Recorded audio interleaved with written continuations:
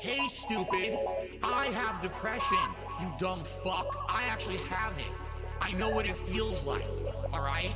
So, if you disappeared today, no one would care. I have depression.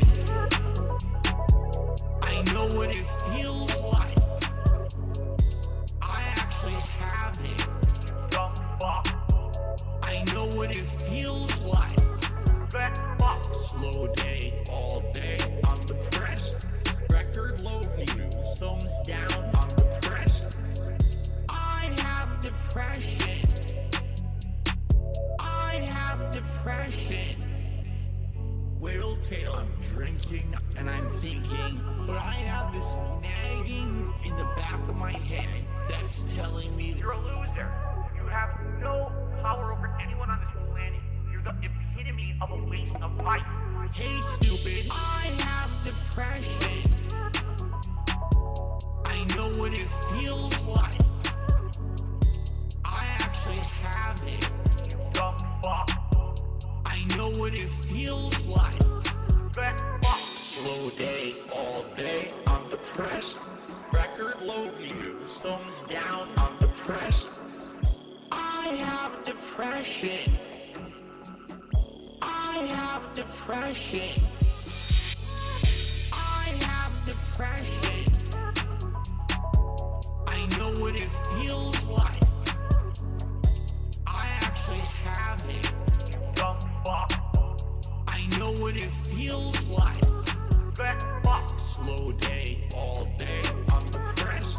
Record low views, thumbs down, I'm depressed. I have depression. I have depression. Fat fuck. You stupid loser. You think you know anything about anything in real fucking life. You know nothing.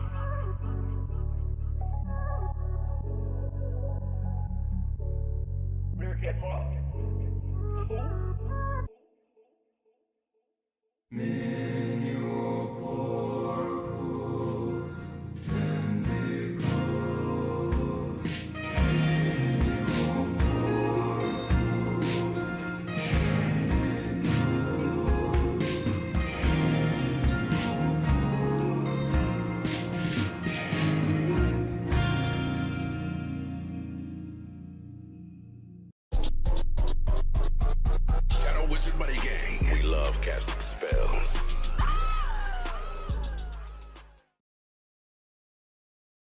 Hello? I'm alive. Here we go. Guys, when I tell you I started to watch this after a couple of days of not listening to the guy and just mouth agape for 10 minutes straight, I'm not lying to you. I was genuinely impressed. That's it. I was genuinely impressed with what I was seeing. Now we'll get to the details. We'll talk about that. But I want to thank you all for being here. Impromptu. I was that taken aback by this. But I also want to ask why nobody fucking told me. Real talk. I know some of you guys talked to me behind the scenes style. The fact that I take a couple of days off and nobody goes out of their way to hit up Atlas and tell him that something is finally happening after 2 weeks or so of nothing but nothing but snacks and goals. I just wanted to say, what the fuck, guys? What the fuck? Anyway, because I was out, it's all Snort Hogan clips today. Big up Snort Hogan. Thank you so much for putting this one together, getting what I think is going to be the good parts. Now, again, I've only seen 10 minutes of this, and I wanted to finish it with you guys. So thank you all for showing up. Let's get into it. Let me tell you something, brother. I want to be done at about the time that he starts today. So what is going on, everyone? Welcome to the show. We already have technical issues. Serious technical difficulties or no, I am subbed to Snort Dr. Detractor. I'm subbed to all the clip channels and whatnot. This channel pretty much only subs to that. I have a separate channel for the other stuff. But I didn't check in. I didn't check in with the guy, and nobody hit me up. That's what I'm upset about. Nobody hit me up when I don't check in for a couple of days. It's crazy. How shitty is my mic, Phil? Your mic actually sounds good, and I actually have you on screen. No, it actually looks good. Way. No Can't believe it. We did it after more than a half hour of me loafing, ghosting, and snaking Phil. I finally made it to the show. Yeah. Let's go. The big return show. Time. It's the return of PPP. Finally, PPP has returned to Smart Guys. That's right. No one misses me. I never leave. I'm always here. True, But you're coming around. Phil, true. You gotta vacation, bud. You gotta go to the zoo or whatever. The zoo. Can you guys fill me in? Why is this the big return? I don't even know. I actually don't know. Did PPP miss last week? I genuinely forget. Is that what they're saying? You gotta go to the zoo, buddy? Gotta go to the zoo. For some reason, this is like a thing. They want me at the zoo with my wife, documenting every moment. You say you were gonna go to the Okay, zoo with your PPP did wife, take a Phil? week Yeah, off. like 5 Okay, years okay. ago. And then why didn't you go? Because we didn't get there for whatever reason. I don't even remember Less than originally. An hour away, Phil. I know it's not even an hour away. What are you being a loafy, lazy piece of shit But, like, me? That's right. This is an incredible start. We just got here, right? This is the intro even, and we've already called DSP out for not going to the zoo in 5 fucking years. Huh? What a comeback. Not showing up on time to the zoo, Phil? Well, for me, it's because life gets in the way. But for you, it's because wireless gets in the way. So. But listen, this fucking lesbo Lex showed up to the zoo. Why can't you? Oh, I didn't even know that. I'm so You out of the have loop no with all that idea, shit. But you're seething about it idea. all week long. Big ups everybody Iron showing up in chat. Big ups, big ups. Sakai gave. I told you not to trust him. Oh, and I didn't. He didn't. He got nothing. He got no. Dirty snake, buddy. He got no sword back. He got nothing. Nothing at It all. was your money he sent to this lesbo.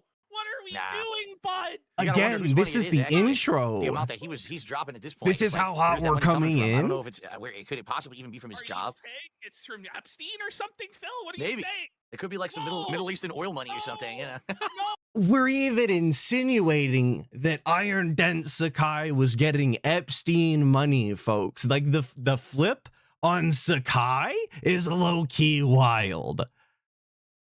Which is crazy because I actually heard that he was back anyway under a Saga account, dropping more subs. So this is crazy content to begin with. But to literally imply that he's getting Epstein money is wild. It's wild. Real quick, I want to give a big ups to EOJJ, who sent a super chat before the stream started saying only the extremely dented tip before stream starts, and this is true. That's why I forgot you. Ack. Really played yourself there. And Robert Williams for the 12 months saying, damn a year.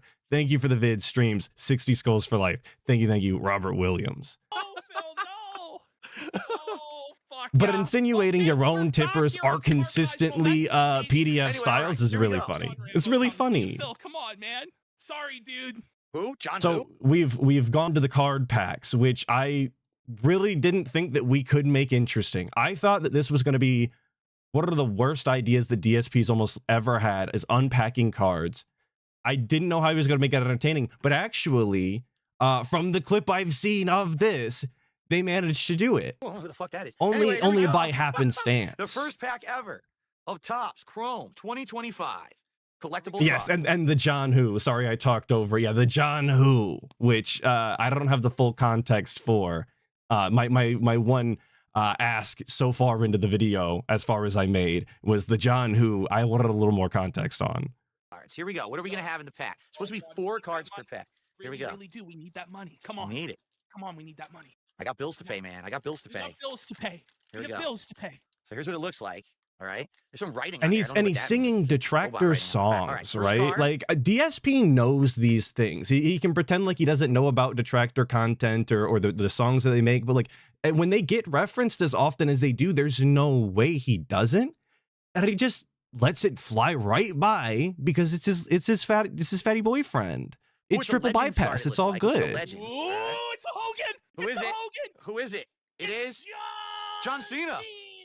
Ooh, it's actually a pretty good Cena. It's like a chrome Cena. I don't know if it's any Chromium good. Cena? Yeah, I don't Chrome know. Cena. How's the values? Whoa. You'll learn. Just like with WWE champions, you'll learn. It's 16. John Nothing. Cena. I don't No know. reaction. No reaction. And please take note. Please take note. He not only does he get this sandbag, but PPP then seems to just check out here. I don't know if it's any good or not. Actually, I got to put on my reading glasses. I can't even read anymore because I'm old, like old fart. Just waiting around. No, not geriatric Phil again. So it says, hold on. It says, Sorry you're bored, Mr. Positivity. I'm trying, bro. called the greatest of all time by legendary WWE announcer Michael Cole, John Cena has seemingly He's done it trying. all in WWE. Yeah. His Hall of Fame worthy. And look at this. What this is the content, right? This is old man with his spectacles on, reading the exact details off of the WWE fucking card, and him actively trying, I guess, to derail, to detract, right? I'm sorry if you're bored, you guys. I'm trying my best to make it entertaining. Like, directly in front of his face. This is just not how business partners or friends interact with each other. I wouldn't think, not genuinely. Career, I've seen him capture the WWE World Championship 16 times along the way. It's just like stroking John Cena. That's all it is. It doesn't really say anything. Tops Chrome. I think it's just a regular card. I don't think that's a special one. Like, is it like Pokimane or whatever, where you can? It has abilities or something, or is it No. like KO? Or It's just literally razzing. like a little description. Yeah, it's just on there. It's razzing. nothing special. It's like a paragraph that's like strokes Cena's ego. So, all right. So there we go. There's the first. Second card. Nothing to say. Just kind of lets Grandpa ramble on about his Cena hate, which DSP, longtime Cena hater, for all of you wrestling types in the chat who are big on the Cena heel turn. That's showing up in my Twitter. I didn't ask for it, but I've been seeing it. DSP, longtime Cena hater. There you go. Another reason. Hoskew, thank you so much. Saying for the super chat too, saying unpacking cards that he did zero research on. It's very, very cool to just buy things and unpack them, simply to buy them and unpack them. I mean, they have the IP, right? So it's a good reward, I promise, of course. And then Vaporware 336 with a 14 months saying, God, I hate this gormless face and attitude around PPP. Spineless. Yeah, I'm a loser, but what can you do? Phil's so much worse than normal Phil. It's true. It's true. DSP does definitely turn into a more worm-like figure around PPP, as opposed to the normal cockroach style stance he's accustomed to. SmackDown. It's a Oh, sorry. modern Back to the SmackDown card reading. It's- My bad. What the fuck? Piper Niven, but it's in black and white. Why is it in black and white? It's actually like, it's weird. It's like I don't know if it's a special card or not. See that? It's like black and white Piper Niven. Are they all like chromium? This Like, one, is that how all of them are? this one is just like silver. See, it doesn't really have that effect. This one does have like a chromium effect to it. So maybe this is a rarer card. I don't know. Oh Piper- God, it's Cat. How dare you? But the bummer is it's Piper Niven. And that's the only clip that I saw over the past 3 days, was that right there, which alone is pretty gross. I have to agree with what I was seeing. Well, all the people on the internet were saying, right, pretty detestable. Just kind of lets it pass. Like, she does kind of look like Kat a little bit. I'm not gonna lie, that is an accurate statement. But you just don't say that to somebody typically, unless you actually don't like them. Which, be the judge of that yourself, you know. But that's all I saw. That's the only clip that I saw over the past couple of days when nobody was hitting me up letting know we were popping off. Huh? What? Now, I do have to say, and I don't have any more pictures of Piper Niven other than the one that I used in the thumbnail, and I'm not going to show it to you. But if you're curious, she does look better than Kat, actually, in real life pictures. This looks horrible. The black and white chromium effect is not doing her justice, or maybe this is a terrible picture in and of itself, but actual pictures make her look better. Still not that great, but it does make her look better. She's a big girl, no doubt. So it's No doubt. Shit. even if it was like the best card, it's not But gonna he's be worth it. literally cucked and rolled over right Unos there. did a $5 super chat. Phil and PPP, did you hear that RTU has threatened King Sly T, who's a black creator, with slurs, and then he threatened Grace Thorpe with a shotgun? Yeah, so I Big ups King Sly T, of course, making the big time. Not only Kino Casino is talking about it, but now DSP himself is giving Sly the big up. So guys, there he is, called this black guy an Uncle Tom. beefing with Like, RTU. Who the fuck are you to call him that? Rich? What a thing to don't do. know. You know what I Yeah, mean? wait a minute. You can't. That's totally. Listen, if you're gonna call someone that, you have to be. In I that don't have the situation. You know patience what I for mean? It was another RTU. black I'm guy gonna be calling him honest that. with you I totally guys. understand it. I just Why is don't. he saying I that? don't know. Rich is just seething because this guy blew him the fuck out with facts and logic. The guy came with receipts and evidence to back up his points. And Rich was just a blubbering, retarded fool who started seething. And then he decided, okay, well, I'm going to make it political. And it ended up backfiring on him. And now there's a bunch of backlash because he called this guy an Uncle Tom. What a dunce. And it's just the guy has a disagreement with Rich. It doesn't mean that he's shucking and jiving for massa on the plantation. And by the way, Rich, it is fucked. And from everything that I've seen in that, I'm not the biggest RTU hater follower because again I can't really stomach the content. But from what I've seen, RTU acting like a bitch is pretty normal standard affair in his dramas, and him turning it into politics is also pretty standard. So I not that I'm invested or informed on this, but that all seems to check out and sound reasonable to me. Who's right-leaning, who's black, and called him an Uncle Tom. It really Rich being an idiot sounds pretty classic, actually. I'm the biggest champion of black people, but like, it really does take their agency away to say, no, you can only be on the Democratic plantation. You know, that's where it's. Well, again, we've turned smart guys. We've turned smart guys into this. This isn't about wrestling. This isn't Grill Phil. This is just unrelated. Jesus. It's unrelated to the actual topic, and we're just addressing open drama here on Smart Guys instead of doing Kino Casino, essentially, which is what PPP should be doing. That's where this drama should be happening. It's only tangentially related to DSP, and he's allowed him to take his show over, essentially, with this nonsense he claims that he doesn't want to be a part of. Thorpe's to his house, which, what are you thinking, Rich? What are you thinking, bro? What are you thinking? Like, don't do that. Well, then, of course, it doesn't work out, and he cancels on them, but they don't give a fuck, because they're out for content. So they come to his fucking house, they're streaming outside his house. So what does Rich do? Well, he escalates it even more. He goes out and buys a shotgun, which he's not even legally allowed to have in the state of New York. Which I did see on Twitter. There's no lie there. He did post these pictures online for some reason. But Rich admits to being very mental. Yo, posting your guns online is so funny to me. Because you either look really, really cool or you look really, really fucking cringe. There's really no in between there. And of course, the way that RTU did it looks absolutely fucking lame. I don't know that he could have done it in a cool way, but I'm glad that he at least tried so that everybody could see it. Because it looks super lame.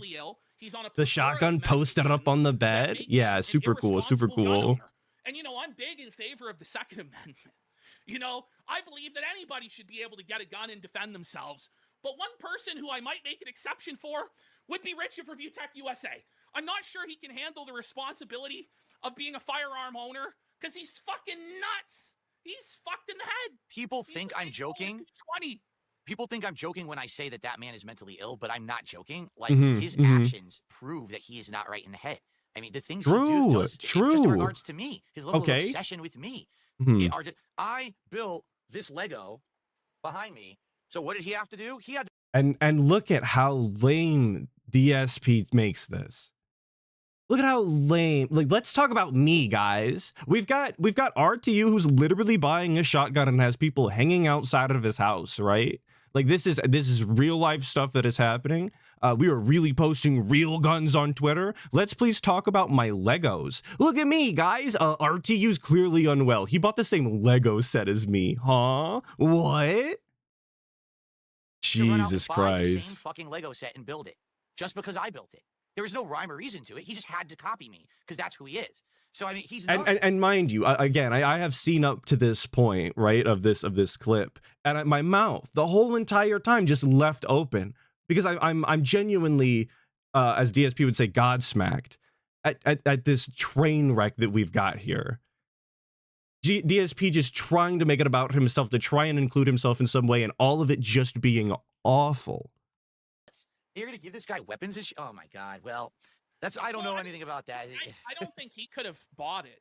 And I believe there's a 6-month waiting period as well. So I'm not really sure how this weapon was obtained. Yeah. It would have had to have been Rich's father or mother or somebody else. Like, they have like 10 people living in that house. Like, it's a fucking ghetto or something like this, crammed in under the floorboards. Somebody in that house acquired it. Or maybe Rich just took an image off Google. I don't fucking know. But from what I understand, he shouldn't be able to have that firearm because he has a medical marijuana card. And the state of New York disqualifies you we'll see what ends up EOJJ, thank you so much for the 2, saying PDF file moves so violently when he speaks. He okay? That's a great question. That's a great question. They say he's tweaking. They say he's on drugs. I don't know anything about any of that. I don't keep up with nobody but the guy, or at least I'm trying to dial out, you know. Thank you so much. This is a great question. I don't know. Somebody tell me. That. I just think it's always a bad idea to escalate that shit. Right. And I feel like he should just ignore them and try and move on with his life, but he has to get the win because he's a big, tough guy. I'm from New York. We don't play. He's the mob boss, the New York mafioso. It's time to get a grip, bro. You know what I mean? Like, you're a 400-pound nerdy fucking guy. Like, let's all just get a grip here. But DSP talks the exact same way all of the time. I wish that I know that wasn't necessarily the Grill Phil segment, but it is ironic that DSP is laughing about this when he talks the same way all of the time on stream. Oh, I'm gonna do this. I've got this information. I know what you're doing. Blah blah blah. I'm the master puppeteer. Like he's Mr. Mafioso as well. But they're all just fat idiots playing around on the internet. Let's go into some. But now we're going into Grill Phil. We got to get into Grill Phil now. What's going on, man? So yesterday, you had a pizza party. It was great. A pizza party. It was delicious. And I noticed that for your pizza party, you ordered Domino's pizza. That's incorrect. I ordered Papa John's pizza, actually. Was it Papa John's pizza, Phil? It was Papa John's, yes. My question is, you really couldn't find anything better than Papa John's pizza? Oh, absolutely. Because you're supposedly this Italian man, you know, who has this amazing, authentic Italian palate. And true. Here you are. It's true. He's got Italian palate, Savagno thumbs, they say. Shitty Papa John's pizza from a chain, Phil? Really? Yes. Well, I mean, first of all, First of all, the real reason Atlas hasn't been posting, DSP's eating and goal talk has been absolutely insane as of late. I don't know how many more streams I could have tuned in without losing hope when all we talk about is what the next goal is and looking at the next goal and doing shout outs. And all of the shout outs seem to just be, here's to the goal, Phil, or it's a detractor. I'm not reading that. I don't know how many more streams you can sit through without checking out and then get punished because nobody hits you up and lets you know that things are going on. It's fine. It's fine. I'll just remember that. Telltale fan with the 5 saying, remember the bison hat situation when Phil said, quote, test me, bitch. Phil sure acts tough while living behind the gate and leaving once a week. Absolutely. That's exactly what I was trying to say. He talks the exact same way, big and tough on the internet, but they're all just fat losers. Ag. To be completely transparent here, I live in Washington State. There is sadly no authentic Italian in Washington State. The Italians are on the East Coast of the U.S., not on the West. This is bullshit, Phil. No, it's not. There's no Italian people in Washington State. Me? Zero. There's me. There are That's fucking it. Italians everywhere, Phil. I haven't seen any. Cope, bro. I can't find any. This is such bullshit. You're telling me there's not one piece. Listen to this. Listen to this. Area. When I first and detractors have been saying this for ages about DSP, and when he talks about not being able to find good Italian restaurants on the West Coast, they absolutely exist. Italians literally exist everywhere, and I promise you, as proud as Italian people seem to be about their food and their culture, somebody's got a fucking Italian restaurant on the West Coast. I think you'd be an idiot to say anything otherwise. First moved here over a decade. But here's the cope. Here's the cope. They claimed the chef was like an Italian guy who flies to Europe every year to learn Italian recipes. Just like you. They brought me a plate of pasta. I ate it. It tasted like fucking Mexican food. I was like, what the fuck is this? Like, this is not Italian. It tasted like Mexican food. Yeah. It had this wrong seasonings, the wrong sauce. I'm like, what is this? This nasty shit is like fusion eating or something. And there's a couple restaurants out here that are okay, but there is nothing that's close to authentic Italian that I've had yet since I've lived here. There are some good pizza places, but they're not authentic Italian. Like there's a brick oven place that's really good. Go ahead. You're coping, Phil. It's okay. Thank you. And that's exactly all it is. They use a weird sauce. It tastes fusion style. None of it was never going to be good enough for him. It was never going to be an East Coast style Italian place like he remembers from. It was never going to be good enough. It's never going to be good enough for DSP. Right? And there's no way that you could tell him that it's the same thing or prove to him that it is the same way that he would accept. This is the rigmarole that DSP is always going to do. And there's so many things about DSP that are like that. Then, like, even when you outright tell him to his face he's coping, he's never going to understand. He's always got a reason that you cannot literally prove because it's an opinion-based thing. Kind of. Do you think it's a bit sad that you're doing a Papa John's pizza party alone in your mid-40s to strangers online? No, absolutely not. It beats doing it. It beats doing it when I was alone and not doing it for the internet. That's for sure. At least I'm sharing with someone on the internet, right? No, I that food, we ordered a bunch, and my wife had some, and it was just a meal for us. But I did the DSP tries it as well. But just like, because what you did in tandem with it, you bought Ninja Turtles. That's right. Of course. How old are you, Phil? You're playing with Thank Ninja you. Turtles? Hell yeah. Thank you. I love Ninja Turtles. Well, Again, PPP really embodying the detractors, which is I hear the cope. That's the reasoning he's allowed to do this, but really embodying the detractors on this one, because I was listening to the beginnings, the pre-stream for that, right? Where he's got to buy the Ninja Turtles things, and I couldn't help but think the same thing. I'm like, how autistic of a 42-year-old man do you have to be that you're actually getting excited and giddy talking about the differences between this Ninja Turtles pack and that Ninja Turtles pack, and properly utilizing your last 2 play sessions to not get the same pack as everybody else, because then you would have wasted the time grinding? Like, brother, what's going on over there? That's not I don't think normal behavior. I'm gonna even go as far as I don't think that's acceptable behavior. I think we need to reevaluate what's going on over at the Snort Fort for that to be the content that he's putting out.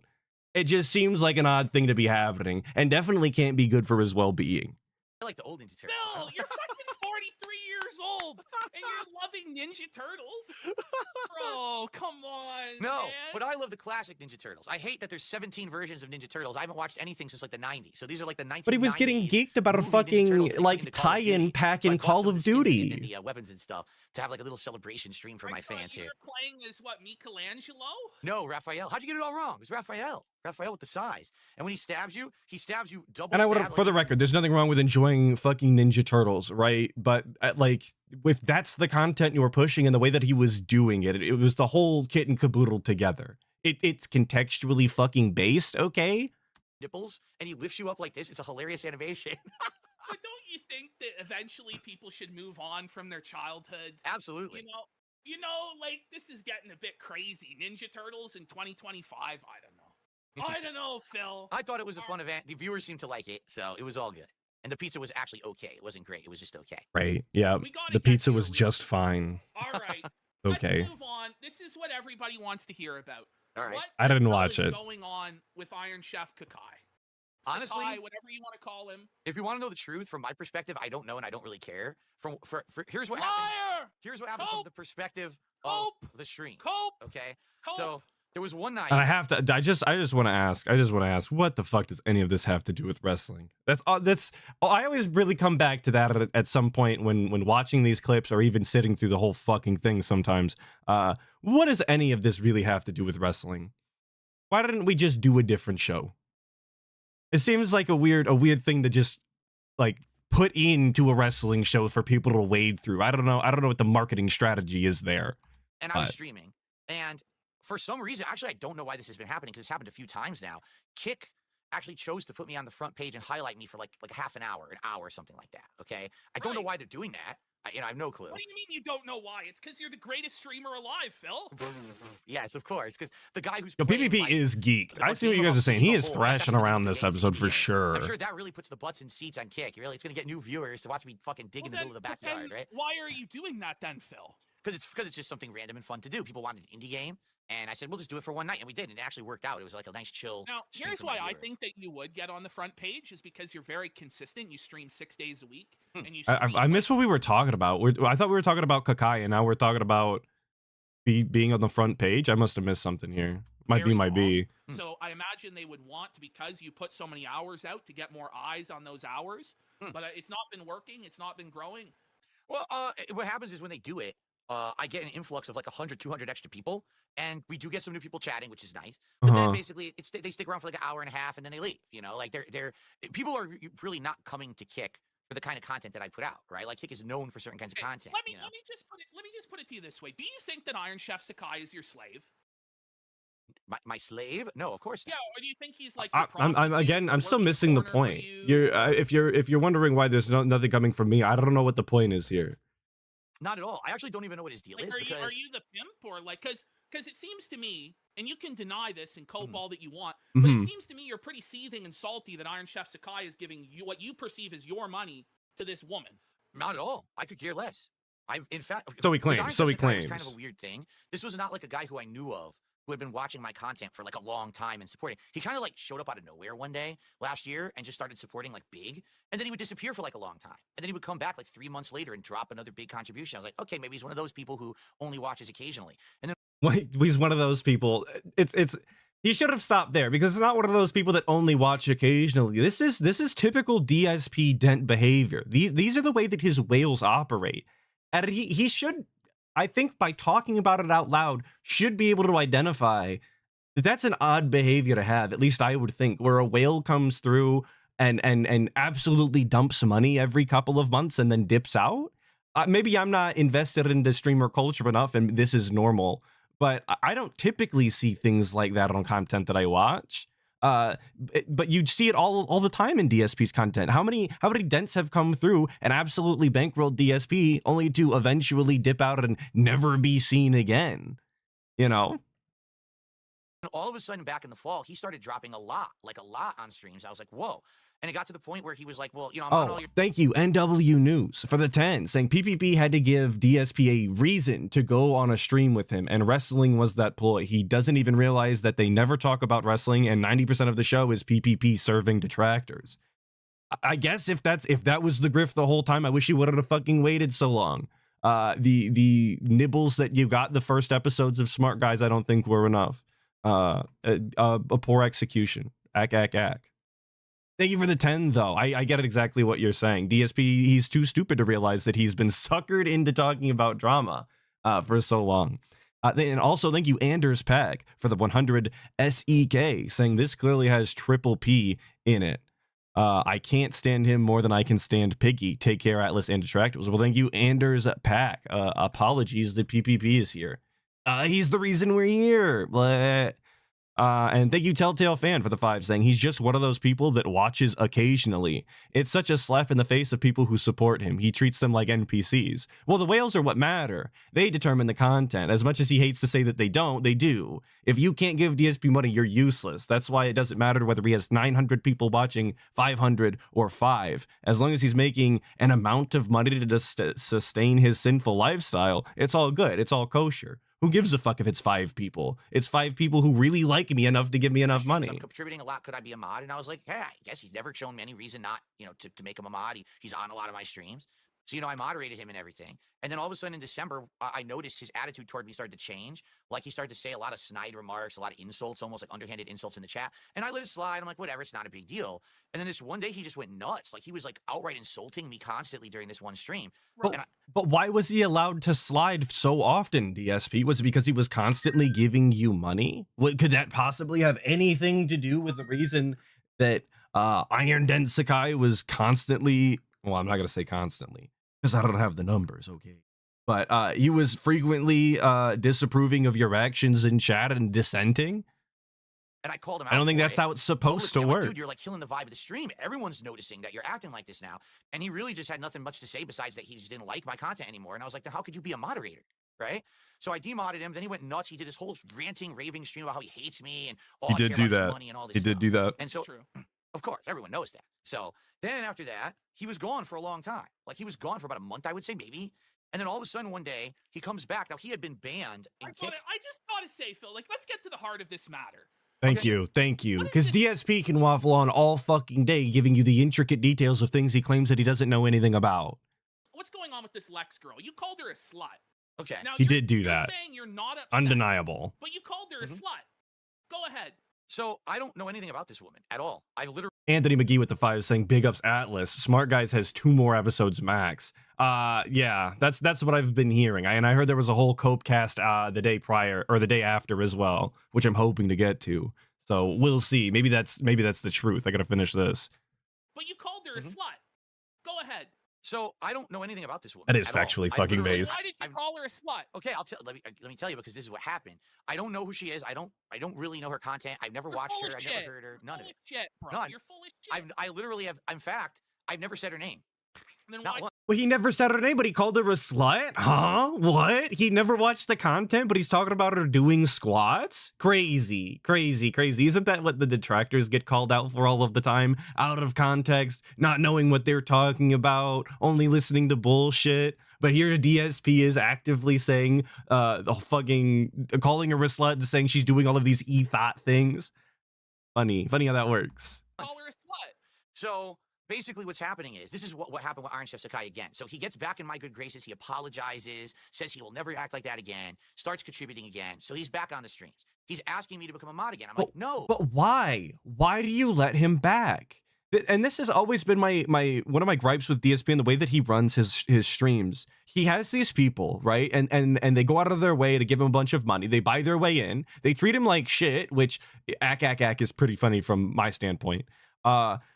But then they always manage to weasel their way back in with a little bit of money, only to cause more drama that everybody then has to hear about, and DSP has to live that arc, that storyline. Why did we have to do this over and over and over again? He should have just cut the cancer out. He's clearly a problem. Like, whether you're a detractor or not, Iron Chef Sakai is clearly not a DSP fan in a genuine sense, okay? He should have been gone then and there. Buying his way back in should have never have been an option. Never. There's no way anyone's going to trust you as a mod. I won't. No one will. After the way you acted, you can't get your sword back, right? But he continued to show up and support. So all of a sudden, one night, I get on the front page of Kick. I guess at the same time that I was on the front page of Kick, they also put whoever this woman is on the front page of Kick. Lesbo Lex, yeah. So Iron Chef Sakai goes over there and starts watching her. And then he comes into my chat, and he's telling everyone in my chat, hey, everyone, here's what she's doing. You should go check her out. And I was like, dude, that's obviously against the rules. You can't be advertising someone else's content. Well, why not? In a competing stream, because it's a business. Okay, see, so you are upset. You are upset she took your money. Oh, not the money. Oh, the viewership then? That's right. Let me put it this way. You're seething about the viewership or the money, because you're saying, oh, it doesn't matter, but you can't advertise. He's seething about the There's no advertisement of anyone in my chat, because it's always been the rule. That's like he's seething about his ego. I genuinely think that's what it is. It's the ultimate combination. Not only is it the money, but it's the idea that some whale, some pay pig is out there being disloyal to DSP. They're out there giving money and succumbing to somebody else's essentially pignosis, if you're willing to call it that. If that's you want to use the same terminology, right? DSP doesn't like that, because your watching of other content inevitably leads to a dissenting opinion on his own just by an accidental comparison. If you watch anybody else's content, you're gonna come away with a different view of how content should be ran and operated, and you're always gonna look worse at DSP's content because he runs his streams like shit. He's not fun. He's not entertaining. Doesn't have anything interesting to say. Really, the only entertainment value that DSP offers is being a lolcow and being a train wreck. So of course he doesn't like these people going out of his sphere of influence. That's why the DSP cult leader is a thing. The equivalent of walking into a subway. But it's the money, it's his ego, it's disloyalty, it's all of it. What's that one? Jimmy John's, right? Why would it be so wrong in the community? Go, hey, I saw this streamer and they were good. That's okay. See, here's the thing. That would be fine. This literally was the entire stream. He has been a boring lolcow lately, Redbird. I agree. About her, and he's actually trying to convince viewers to go check her out. And then they are. And then they're coming back to my chat to talk about it. It's like, but that's not what my stream is. I don't want to hear about another streamer. I'm trying to have a good time with my audience. So he basically completely derailed the stream. The fact that Iron Chef Sakai was sprinkling untold thousands of dollars on this woman's head had nothing to do with you calling her a slut. No, not at all. You've not seen any of her content. Nope. You don't know anything about her. But you just chose to call her a slut. All I know about her. Right. And nobody could have said it any plainer than that. What's DSP's cope gonna be here? Jordan Fadeaway saying for the two, like the song says, these pay pigs ain't loyal. Hey, if the song said it, it's got to be true. Nobody writes songs that are dishonest. Why would they do that? Is what he said in the chat that night. That's what I know about her. So what did he say that led you to call her a slut? He said that on stream, her content is that she basically does aerobics on camera in a very provocative way to get people to throw her money. So you're calling her a slut. Are you aware that you show your feet in underwear for money, Phil? This is true. Oh, frequently, right? No, I don't. That's not my gimmick, and you know that. There was multiple streams in a row where DSP was advertising, well, if you guys want me to put socks on, you got to hit the goal at $150. We're going to put socks on. Whoa, I got to go get them. How many streams did we do that? You know, how much time did we spend talking about buying socks on Amazon? Or did we talk about the days of the week being imprinted on our underwear and we have to wear them on the correct days? These are things that his own chatters are bringing up. Why is that the way that it is over there? If he's not one of these gross sexualized streamers, it just seems like a weird thing to do, especially as a 42-year-old. She doesn't show her feet. She doesn't show her underwear. And you do. I'm just saying, you called her a slut, and I think it's pretty obvious you're upset that Iron Chef Sakai was giving her money, and it's okay if you were upset about it, Phil. I legitimately was not upset about that at all. I didn't care. I cared that he was derailing my stream and advertising someone else's stream on mine. That has always been against the rules, and he knows that, by the way. All right, let's just move on from that point. He then said that she's not a lesbian. You said that she's bi, or you said what? What did you say exactly, Phil? So basically, this came up on a stream. I guess we were talking. Which I don't like this, right? I think that if PPP wanted to talk about this, maybe he should have had this nailed down a little better, because now we're allowing DSP to write the narrative, which I think I've shown numerous times. You can, even following DSP's logic, it is illogical, so it doesn't matter. You can always poke holes. But I think he should have known exactly what happened, because DSP is obviously going to twist the story. That's just what he does. Wrestling Ranter with the 5 saying, where is the indignation on Phil's part? Because wasn't it PPP, that's what I call him, that made him show his underwear? Yes, I believe it was. He was the one that was getting DSP to get up and show his underwear. Was that the setup, right? Is that the play? I mean, couldn't have foreseen this character entering the vortex, right? But it was still set up by PPP. Was this the Snakening the whole time, 9D chess style? Talking about days later.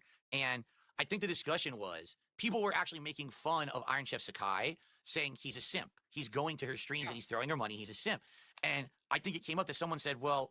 They're going to say that if you throw money at any woman streamer, by the way, so... girlfriend on the stream. So why would you simp out to someone who literally has their significant other there on the stream? You said that she's a lesbian, but she says that she's bi. So I mean, what difference? Hang on, wait. What difference does it make whether or not somebody's significant other is there and these people are simping in the chat? Like, simps are gonna simp. That doesn't change just because somebody new has entered the frame of the camera, right? I don't understand the logic there. I think expecting anything different is honestly weird on DSP's behalf. Simp. That's why they're as detestable as they are when they do it, you know? You're participating in, Phil, is what's called bi erasure. And, I'm just surprised because you have in your title screen at the slideshow at the beginning that you're an LGBTQ ally. And yet here you are erasing this woman's identity, telling her that you know what her identity is better than her, but you're not upset about Iron Chef Sakai giving her the money. So follow me on this. All right. Let's follow the DSP logic, because while I think what PPP said there was kind of a stretch, it is a line of logic that you can follow, and a lot of people have followed when it comes to him saying things in the past and it not lining up with that slide. You know that there's... What do you got, DSP? Show us what you got. Semi-sexualized content. It's not all the way, but hey, I work out or whatever, and people throw me money when I do it, right? Is it the honest question to you? If you have a significant other on stream, right, and you say you're gay, and you say, I'm just gay, that's it, and this is my significant other, or if you say you're bisexual, which then would give viewers a thought, oh, wait a minute. A thought. So it gives them a thought. On stream. There's other, maybe I have a chance. It just seems like it's easy for the criticism. But why is that his first idea? Why is his first assumption that everybody is always grifting all of the time? Why does he think the worst in everybody, regardless of who they are or what he knows about them, which is oftentimes nothing? Why is everybody just as deceitful and scammy as him? It's got to be all projection. That lady wasn't lying, I don't think, in the phone call when she says that he's got the mindset of somebody being dishonest, so he thinks everybody else is being dishonest. I think that's real, and I think that's right now. From you to flow to her, but if yes, compromised moral compass, exactly, Wesley. Right? Everyone So you're criticizes allowed- me every but moment of you're- every day. I but don't give a you're- shit. But you know that's a lie, Phil. Come on, come on. You see the value. Listen, you get upset when people speculate about your love life and your partner, and yet here you are talking about this woman who apparently you have no idea about, nothing about her streaming career, nothing about her life. Exactly. Here you are saying Exactly. She's not actually bisexual. She's a lesbian, and she's exploiting her audience for money and this and that, and she's doing this. Like, do you not see that as hypocritical in any way, Phil? Hypocritical? No, absolutely not. It's this simple. No. Iron Chef Sakai is a simp, and whoever this woman is a simp herder. This is her content. This is what she does, and that's fine. Amazing. I just don't Amazing. All of it right over his head. Didn't hear a goddamn word that was said to him. It's this simple, idiot. He's a simp. She's a simp herder. He's dumb as fuck. She gathers dumb as fuck people. Couldn't break it down any simpler for you. It is like that out here. DSP's clearly right and everybody else is wrong. I mean, that's what he said, right? That's what we all heard. In my content, and I certainly don't need my streams derailed by this behavior. So Iron Chef Sakai got his ass kicked out of my streams. He's never coming back. I don't care how much more he begs. Yeah, he needs to how much think more he another grovels, thought, how much I he think. offers to give me. I don't need his money. I don't need his time. I don't need simps trying to fucking derail my shit. I'm far above that shit. He's Let's above talk about simping. Lesbo Lex a little bit more.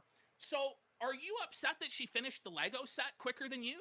No, I didn't Because, even like, know that. I didn't even know until someone told me. The problem is we're now on the Yeah, second yeah, season Volpez, of the- exactly. If that's an excellent way that Meerkat put it, if that's how we put it.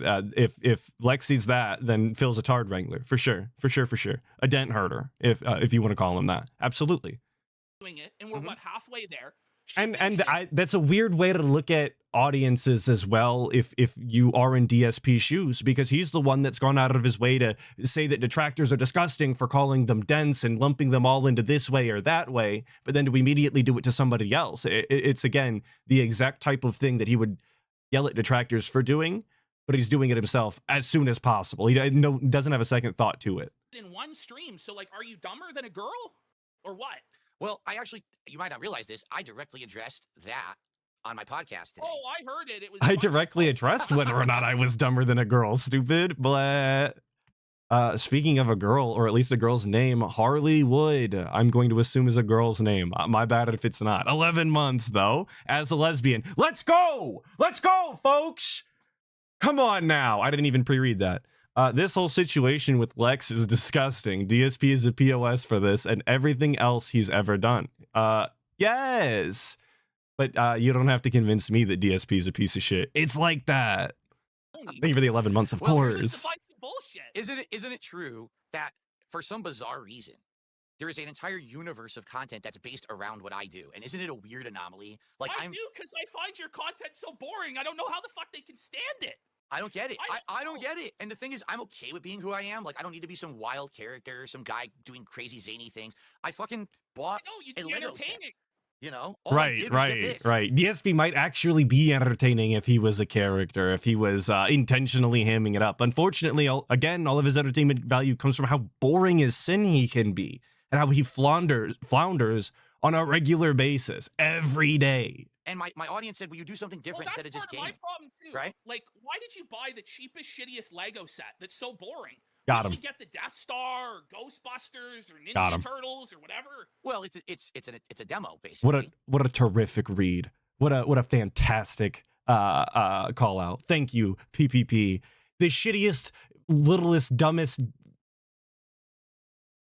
the worst Lego set possible. Generic. Just the goals are so bad. It would be one thing if the goals on a regular basis were something that was actually cool, that took some sort of effort or planning, or at least had some sort of spectacle to them. There's never any of that when it comes to DSP goals. It's eating fucking food, which you could watch anybody on the planet do if you ask nice enough, I'm sure. Or it's shitty-ass little Lego streams like this. It's not even interesting to look at, let alone watch a child put together, let alone watch a 42-year-old put together. It's just sad. It's pathetic. When you go to watch content, you're not going to tune into DSP, doing that at least, unless you're a dyed-in-the-wool dent head. And I don't think that that's a category that anybody wants to fall into, given their past record. And if this is successful, I have told people. But it's a demo, I will you invest guys. into a bigger Lego set when we're done with this one. And the first two streams, we actually did good. I've hit my goals. So, we hit a third one. on the finale, I will buy a more expensive, better Lego set that's like an IP or something more interesting. This was just a test. I didn't even know how hard this was going to be. I haven't built Lego since I was like 10 years old. But he's had a horrible presentation, at least I think, on those 2 streams alone. So who's going to be incentivized to continue to give and move this ever-growing love for Lego forward? If these are the streams that you're putting together, why didn't you start with something interesting for the buy-in?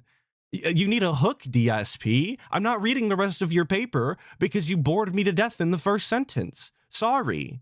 I thought a valedictorian would have known that. People going over there is because she was doing what. Yes, exactly. It was a reward. It wasn't supposed to be a test, right? These people already paid for the thing to happen, did they not?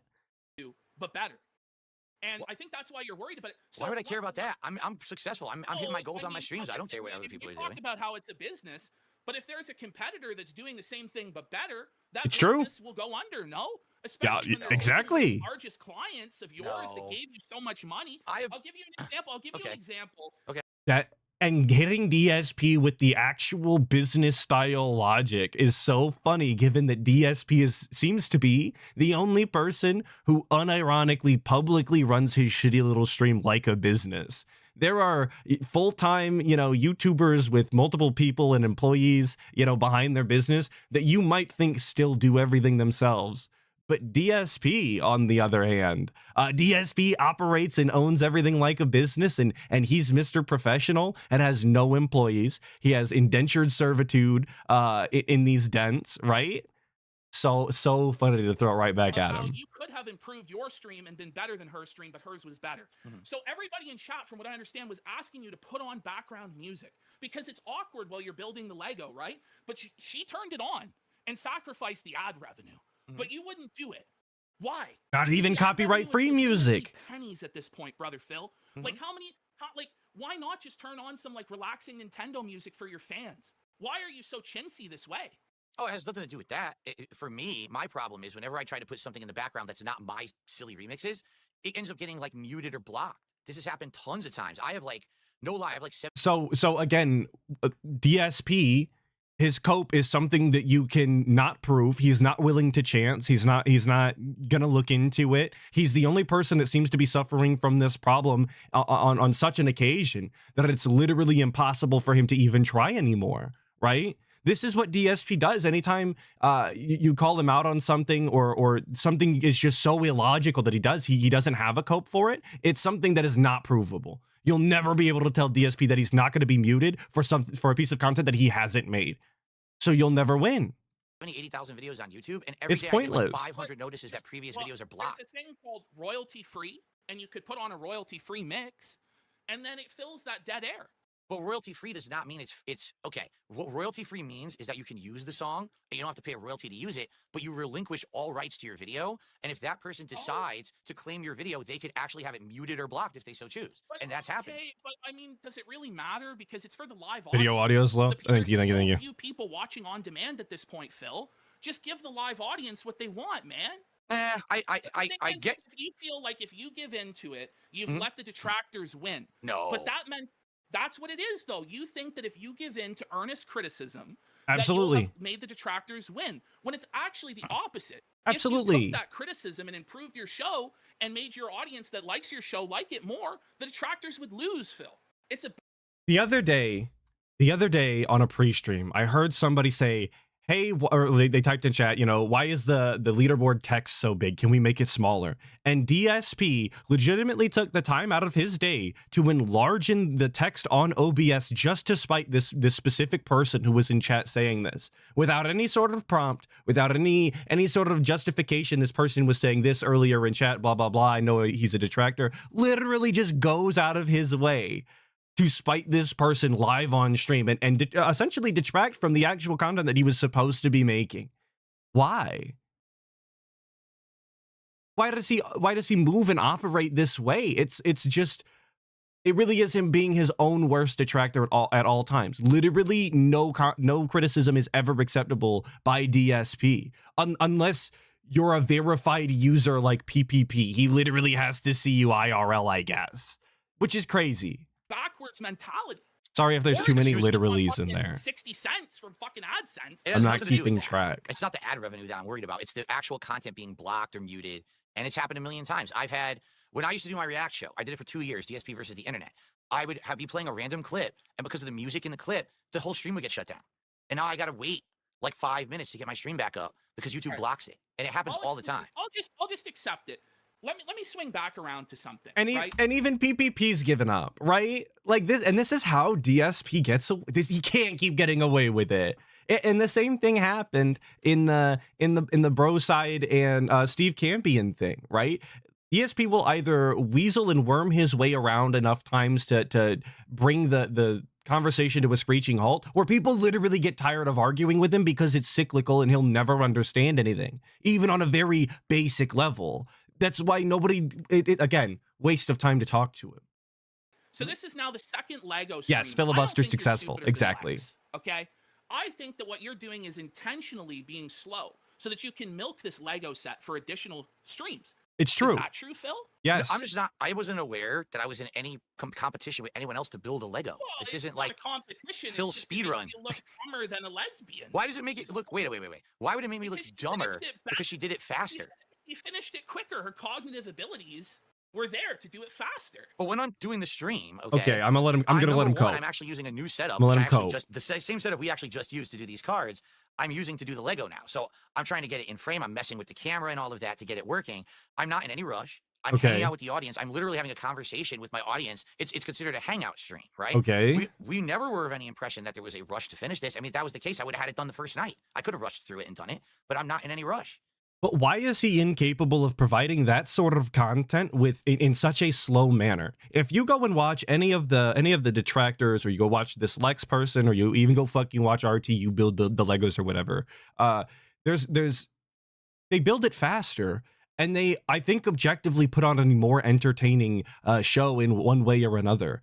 The fact that they get it done in a fraction of the amount of time allows them to go on and continue to make more and more interesting content, and allow their viewers to not get bored of the same thing all of the time. You know, something that DSP frequently has an issue with on all of his content, including video games, right? This is something that he suffers from in every aspect of his content. That's the point, right? That's the point that he should be understanding. It's not that it is a race, but it's that everybody finishes it so much faster than you. There's clearly something you're doing that's putting you in this hole, and you need to be understanding that. That's the lesson there. But he's too interested in his own ego. Thank you, Ikiro, for the 5. Saying, guy must be exhausting to talk to. I'd have to take uppers too. Real. That's why we play him sped up over here. And Anthony McGee with the 5 saying 1,500 for a Lego build breaks it into 3 streams, wants $450 more for a good Lego build. It's unreal. Absolutely unreal. It's never a reward. It's always let's get to the next goal.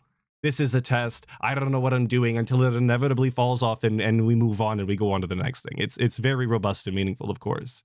I was doing it for myself because my fans wanted to do it. They wanted something different. All of a sudden, this weird DSP universe emerges where everyone wants to show that I'm better than DSP. So this woman buys it, Review Tech buys it. They all buy it, and they're building it on their streams. Oh, look, I'm better than Phil. Phil doesn't care. Phil doesn't give two fucks about you. I can tell that you're angry about it. No, I'm not. I think it's funny and bizarre obviously. And weird that these people orbit around me and I'm the center of their universe, and everything that I do somehow inspires them to do things different or better. I agree with you to a degree. The vortex, the snortex, or whatever it is fun. I prefer snortex. I know I dropped it at the end of the videos, but I do still prefer snortex, guys. I just, for the record, I never flip-flopped. The people in it are wacky. Whether they're fucking detractors or fans or whatever, I'll ask you, like, what did you think about this fucking guy that was saying all these slurs to Lex and going in on her and death threats against her? You saw that? I didn't know about slurs. I heard about the death threat, but here's the thing. All right. Here's the thing. I didn't type that. I have a rare 2 days off in a row to spend time with my wife. We had plans and everything. I'm paying no attention to what's going on the internet on purpose. Like, I want to be disconnected from the internet. I come back from my break and I'm getting yelled at. Why is someone who claims to be your fan giving a death threat to this woman? How the fuck do I know? What are you talking about? I don't know who this is. I didn't see it. But why does DSP consistently, like, make these weirdos? Why do people crusade on the internet for DSP in this weird autistic cringe way? You know, I guess you could say the same thing from the other side. These crusaders do exist on both ends of the spectrum, I guess, in one way or another, right?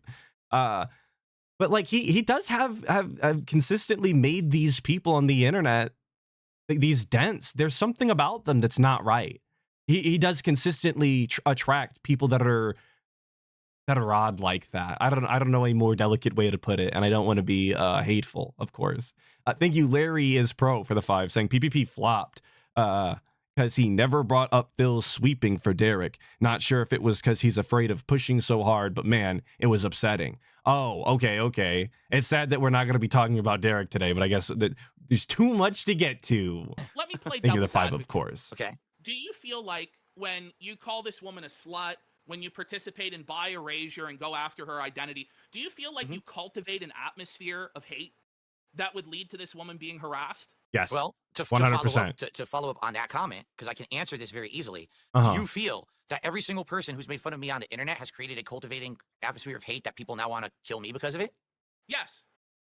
Probably. Well, there you go. Then that's the answer. You know, I don't know, Phil. Like, you can't have it both ways. Be you know, real 'cause here, you say yeah. that they create Yeah, that atmosphere probably. of hate around you, and then here you are doing the same thing to this girl. Now, personally, I don't really give a fuck. And I said, as I'm doing devil's advocate, because I don't feel people should be held responsible for the behavior of their fans. I don't think you can control what your fans do. And I think we wouldn't have very many content creators left if we held people to that standard, because there's all sorts of Looney Tunes and fucking psychos out there. But I think you calling her a slut. Let me ask you this, Phil. Do you think you have a problem with women? Okay, unrelated. I really wish that the DSP would follow that train of logic all the way to its natural conclusion, because he wants to not be held accountable for any of the hateful things that he says and the people that go out of their way to interact with people that he hates on, or you know, they do gay ops on or whatever. He doesn't want to be held accountable for any of that. It's none of his interests. But every single detractor who's ever made a video, which I would argue at this point, the majority of the people who make detractor style content are not necessarily in it for the gay ops, okay? They're all supposed to be held accountable for the real life ramifications of DSP's own actions because they made content on it. It's just a weird double standard that I don't particularly care for from the guy. It's one or the other, brother. VLX 11387 for the 2. Thank you so much. Saying no one asked him to apologize, just announce it. And he couldn't, and he never really does. And it really is as simple as that person's a fucking idiot on Twitter. I don't know why they would do that. That's not something I support. And we move on. But it's not possible. Thank you, Vaporware, for the 5, saying it happened to me, so why should I care if it happens to someone else? I hate this guy. So LMAO, real. And I feel like that's how a lot of people feel about it. That's why they love to see him fall. No, not at all. I have no problems with women, actually. Why is Piper Niven in the thumbnail? Rewind the stream, but because he pulled her in a pack of cards and PPP said she looks like his wife, who is fat. I mean, women who have done things, bad things to me personally, but not in this, general, no. I mean, I have this post that you wrote back in 2003. Oh, this is great. Yeah, but and Kenny, see, you're right. No answer again. We've instead decided to move on because arguing with DSP and having him understand something is an impossible task. Of course. Yes. Big ups to Black Jane, finally catching a stream. Every woman I've ever known was either extremely selfish and self-centered, True. too busy feeling sorry for herself to The do anything manifesto. else, too annoying and/or geeky to stand for more than 30 minutes, too stupid to listen to advice they ask for, doing stupid things and then complaining to you because they went totally against what you told them. 5, a total slut. True. Now, Phil, that 5th bullet point, a total slut, is get him, BPP. That's the same language you used in 2025 as in 2003. Yeah, Linda the Tease. Have you changed from this, essay, this diatribe against women, or do you have a problem with women, or what? Well, first of all, I've talked about this. My past, I was an internet troll. I was purposefully making content that would incense people on the internet for attention. I was kind of a loser and was looking for attention on the internet because my real life was pretty boring. I did the same thing in the Street Fighter community. You can find all kinds of crazy posts I made back then that were very trollish, very stupid stuff. Great trolling, by the way. Literally taking the time out of your day to come up with a comprehensive incel manifesto of your own volition is crazy work. If you want to talk about bits and gaffes that like legitimately could be funny, I guess that's one of them if it was done by somebody who had more charisma than DSP. But it's not funny. That's the thing. It's so contrived and impossible that it's not a joke, and it couldn't have been a joke. This guy really felt that shit, really put it on the internet, and was really that cringe, unapologetically in his 20s. Yes, with actual bullet points. In response to an actual piece of drama that was going on in his real life involving some of the people that were going to see these things, right? This isn't, you know, like, it's not a bit, right? It's not. Yes, if Sam Hyde did it, it would have been funny because it would have been out of context and entirely made up, and it would have had charisma. DSP's not that. This is real life fucking shit, and he's embarrassed, or should be. Since then, you know, especially with these documentaries that have come out. But you still call women sluts. Well, and you still erase their sexual identity and take away their individuality from them. Well, like because they're an object. Because that's my opinion. I'm entitled to it.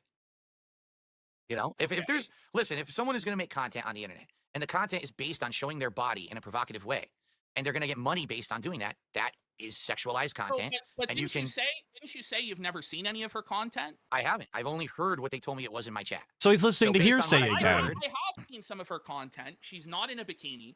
She's not in a hot tub. She's not showing her underwear. She's not showing her feet like you do. So it's very. But this is the same exact behavior he got called out for on the side scrollers with Keemstar. He doesn't know anything about these people. He doesn't actually watch their actual content the way that he expects detractors to. He only gets hearsay, but that's the facts when you ask him about it. He's allowed to speak on things without knowing anything because he's DSP. It's the double standard. It's strange for you to have this position, and I think ultimately it comes back down to she took your money and you're pissed. She didn't take my money. She took Iron Cuck's money. She didn't take my money. I like that we're calling him Iron Cuck now. Very cool. Very cool. No, none of my viewers' money is my money until they give it to me. Then it's my money. Then I have the right to do whatever I want. Thank you, Jules, for liking the art. I didn't make it. It's Big Up's Dark Seed to fill, of course.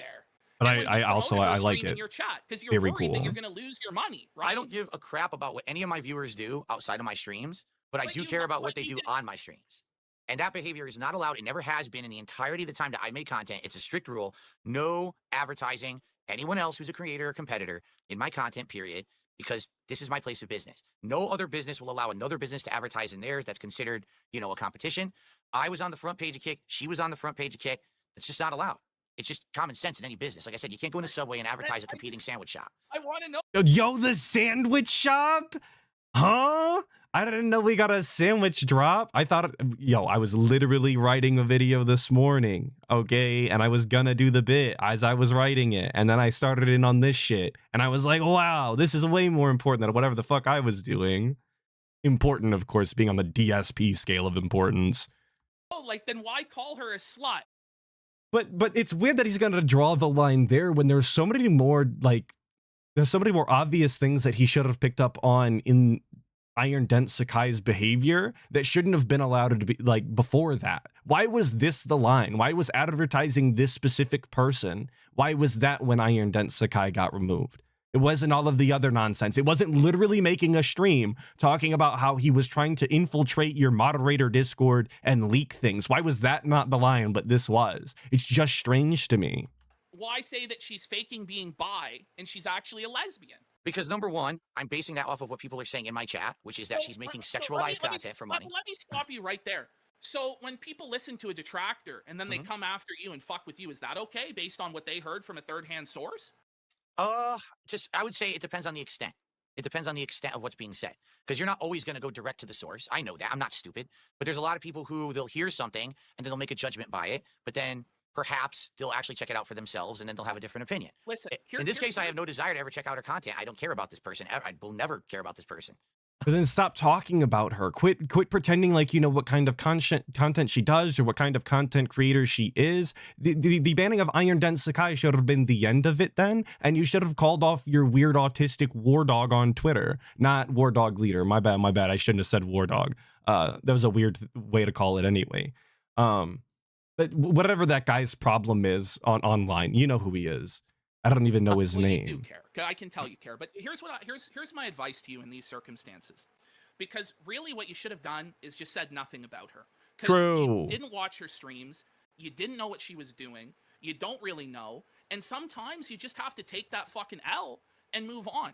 And if you are saying you're not about drama, you're about positivity and all of this stuff that you say in meaningful content, then that's how you should be acting, right, Phil? Sometimes, listen, she fucking stole your pay pig. She made fun. Big ups on the anonymous tipper real 99 on screen right now saying, show your panties to chat for the boys, you slut, Phil. Very cool, very robust and meaningful content going on in the kick chat as always. Of you, she did a bunch of detractor memes. She didn't even know what the fuck she was doing. You know what I mean? But then you come out and you call her a slut and you erase her sexual identity and say it's something different. And then this is where you get into trouble, right? Whereas if you just said fucking nothing, there would be no ammunition. Or, you know what? Here's what I would do if I was pissed. Just go full balls to the wall. Fuck that bitch. She's a lesbian. She's a sinner. She's going to hell. Watch the content and make fun of all of the things because she doesn't know what she's doing and she's being ignorant. If that's what you wanted to do, I guess, but at least watch the fucking content. That was my biggest issue with the whole thing. To say all of those things about this content creator and then literally acknowledge that you never watched the content is crazy business. That's just a wild thing to admit because it immediately throws everything that you're saying about them out the window because who gives a fuck what you think? You never even watched it.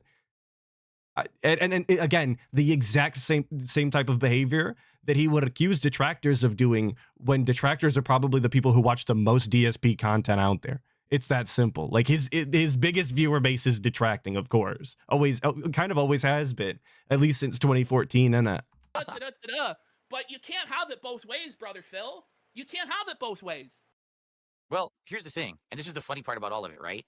So we just spent more time talking about this by about 10 times than what I've spent on my streams talking about it. Like, I think— Oh, I'm so sorry. I missed Wesley H earlier with the 5 saying, okay, so the manifesto was useless, lonely trolling. Then what was the Best Buy receipt measuring? I don't know where the joke was there.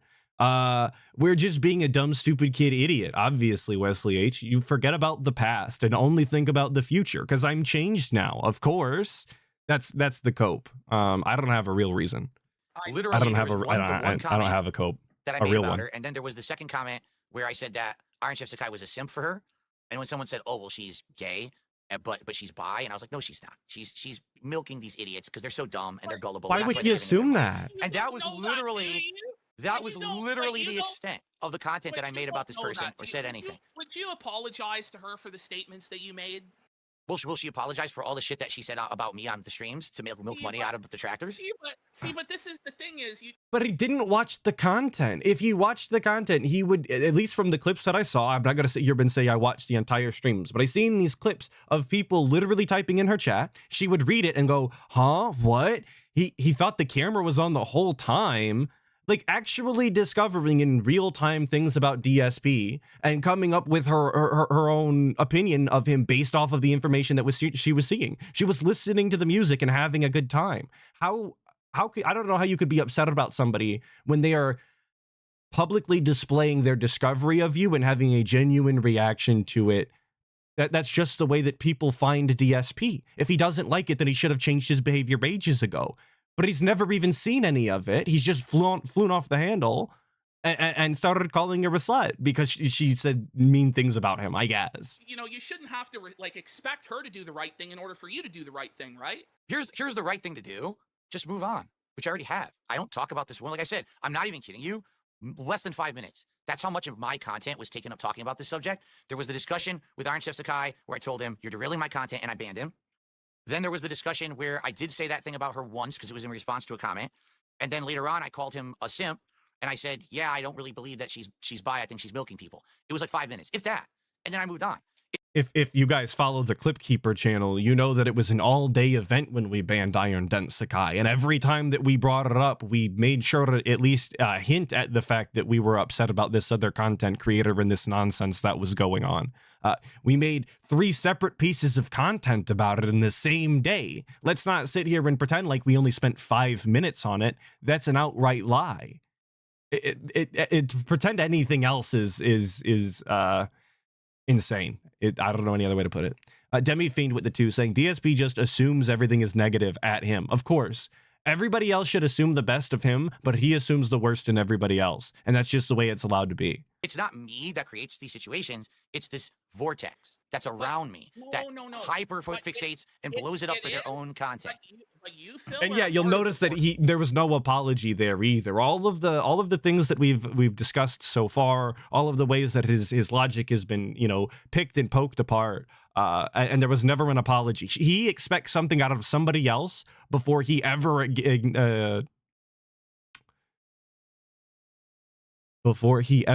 an apology. There we go. There we go. Vortex. Do you understand? No, We here's got the it. truth. I'm the eye of the vortex. But I don't care about the vortex. I don't That's want to be a part me. of the vortex because if I did care and I did become a part, that would be all I am. I would just be engulfed in it constantly. But you are engulfed in it. It is chaos all the time. And what I find interesting is a lot of the time, like I'll say, you don't have to respond to this or you don't have to address this. Whatever they're saying about you on any given day, you don't have to let them control you because a lot of the shit they say is nonsense. But the thing is, you respond to it. And then when you respond to it and you talk about it, it enables the vortex to continue. Do you see what I'm saying? It's true. His own worst detractor. To not respond when people bring it up. I'm not going to ignore everyone in my chat. Sir, you have to ignore it, or the vortex will always consume you. Sometimes. Yeah, that's funny. Consume you. That's literally why they call it the fucking vortex. Is because it consumes you, it drags you in, and it sucks you into the abyss, and then you become the ridicule itself. Come on now, brother. Pay attention. Listen, Phil, people say so much nasty shit about me every day, and if I responded to it all the time, it would be all I ever do, which half of the time is all you ever do is respond to the shit that these people are saying. Oh, and that was true in the past. The reaction no, that was definitely true in the past. That is not true today. Fire. No, it is not. No, Fire, it is not. it's so true, sir. I'm actually trying to help you. I am so different today than how I used to be because you're right. I used to get so angry about it. I do have to, as much as I don't like his presentation sometimes, as much as I hated how long it took to get to this point, I have to admit that this segment, pretty good. It's pretty good. Every single little stupid insignificant thing that was said about me, and I would bring it up and I would rage against it. And today I don't give two fucks about these people. I don't. Listen, 5 minutes, not even 5 minutes spent on this, but they made it 2 weeks. Well, I think you did 25 minutes on the Lego thing, the Lego cope today. That was good. That was a good segment. I enjoyed that. That was a good segment. Brother thinks that his coping segments are unironically good segments. It's like he's on the verge of understanding his appeal, but never really getting it, Which is crazy because the model's been out forever. People have been clipping a DSP and getting views off of his let's call him his best segments for ages now. It doesn't take a fucking rocket scientist to understand what of DSP's content is his better content. A good segment, but I have a feeling that you do actually on a deep down level know what you're doing and know that it is in your best interest to keep the vortex going because it is. It's a symbiotic relationship between you and the detractors. It's all my master plan. Amazing. It kind of is in a way. Now people are saying you don't know what you're doing. Sometimes you do and sometimes you don't, I think. But I think you do. I think that you got to realize you are enabling what they're doing, and if you just ignore their narratives, their narratives would die out or they would only exist over there. And how long have people been preaching this to DSP now, right? How long have people been telling him that this is the reason he's a lolcow? Because he's constantly bringing up these things. He's constantly having these bitch out rage sessions live on stream for everybody to poke and make fun at. It doesn't take a rocket scientist to understand this. The only reason DSP doesn't get it is because he is a lolcow. He very fundamentally is the thing. Thank you, Val Raven, for the 10, saying, say what you will about PPP, at least he knows the game and what piece he is on the board. Phil will always think he's one of the players and never understand he's nothing more than a pawn. You do have to appreciate that at 100%. 100%. Like I said, good piece of content, just wish it didn't take so long. I have that same complaint about television shows, about movies, about video games. Sometimes the execution just ain't for me. But now we're at the execution, of course, figuratively, I mean. Redbird with the 2 saying he spends all of the money on copium. I've cracked it. If that was the real answer, that would make so much more sense. WWE champions taking that amount of money is crazy, but that amount of copium for the guy seems real. Well, that's literally where they only exist, though. Like, it doesn't exist in my stream. I told you, my stream, this was less than 5 minutes. What you're addressing is the detractor vortex around me. if you actually attend my streams, this is not my content. Like I said, that Lego segment was an observation about Rich and her and maybe a couple others even all buying Legos and building them because I built them. But that's not me angry. That's just an observation, and it's a piece of content for my podcast. And then I move on, and we have a fun day. What did we do today? We played a game. We hung out. That's what my content is. It's 5 minutes. 5 minutes of me becomes 50 hours for them. But I don't care because I'm not involved in it. Some of these segments are 30 minutes, man. As to why this persists to this day and why this has been created around you, but it's not really like that for many other creators. Profits. Great question. Great question. That's why. But wait, sorry. He said what? A-log it and make profitable content out of other Fuck, creators. it's my mouse. He said what? As to why this persists to this day and why this has been created around you, but it's not really like that for many other creators. Profits. Oh, okay. Because there's zero profits to be had detracting from any other big content creator out there, right? DSP is clearly the pinnacle of making fun of somebody, and there's just so much loot to be had, right? But with you in particular, there seems to be like it's very dedicated, and I feel like it's partly because you feed them constantly. But there's no way to not feed them. They want. There's no way to not feed them because literally everything I do is turned into something by them. If I have the most absolute boring time, they still turn it into something. If I don't make content for 2 days, they have someone go out and post a death threat and say that they're doing it in my name. See, absolute cope here. To throw that onto the other side without any sort of proof, without any sort of, you know what I'm saying? It's just this kind of wild accusation that you're not going to be able to prove to DSP because nobody can prove one way or another if that guy is LARPing as a DSP dent to do some sort of gay op or not. But regardless, it's this kind of logic that it's fruitless. That the conversation's over now because DSP will never buy into any sort of other idea, you know? I wasn't even on the internet, so it doesn't matter what I do. You don't even have to respond to that stuff. You know what I mean? You really don't. It's like I told you too, when it came to that June the King documentary, I said to you, and this was potentially cucking the content for everybody, but I said, Phil, you know, you don't actually have to react to the whole thing. You know, you don't actually have to do that. And it's probably only hurting you to do so. You know what I mean? And you still went ahead with it, you know, for whatever reasons you had. But I think it might have been better for you had you not reacted to it, or it might not have made any difference, but... I don't know. I think I don't know that it would have made any difference. I feel like all that shit is now in the past, and anyone who's still talking about that. Okay. Well, from the view of DSP feeding the detractors, him reacting to the June the King documentary, absolutely a fumble in his behalf. Everybody restreamed his nonsense. Fuck, I made content on it. I know, right? He really did feed the trolls on that one. I guess from that perspective, PPP does have a point. Stuff. It's like, you know, so many people saw the documentary and were like, that's it? You would be surprised how many people contacted me. They were like, that's it? That's why people are so angry with you all these years? I know, and I've had a lot of people message me that as well. But I think part of the problem that you run into, Phil, let me be honest, is that you feel like you need to control the narrative. Do you feel that way? I don't think I can control the narrative. All I can do is on my own stream. That's not a denial, try though. to put out the best kind of content that doesn't get sucked into that drama sphere. And that's not the a best no. I can do with the situation I'm in. That wasn't no, I don't try and control the narrative. It's I don't think that I can. It's not from a lack of effort, obviously. And that was the same thing that was said between John Rambo and Howard during that 4-hour fucking call or whatever it was. They said he loves to try and control the narrative. It's what DSP says. Any other narrative coming from anybody else must be immediately, retconned and thrown out because it's not the DSP approved narrative. That's how he is.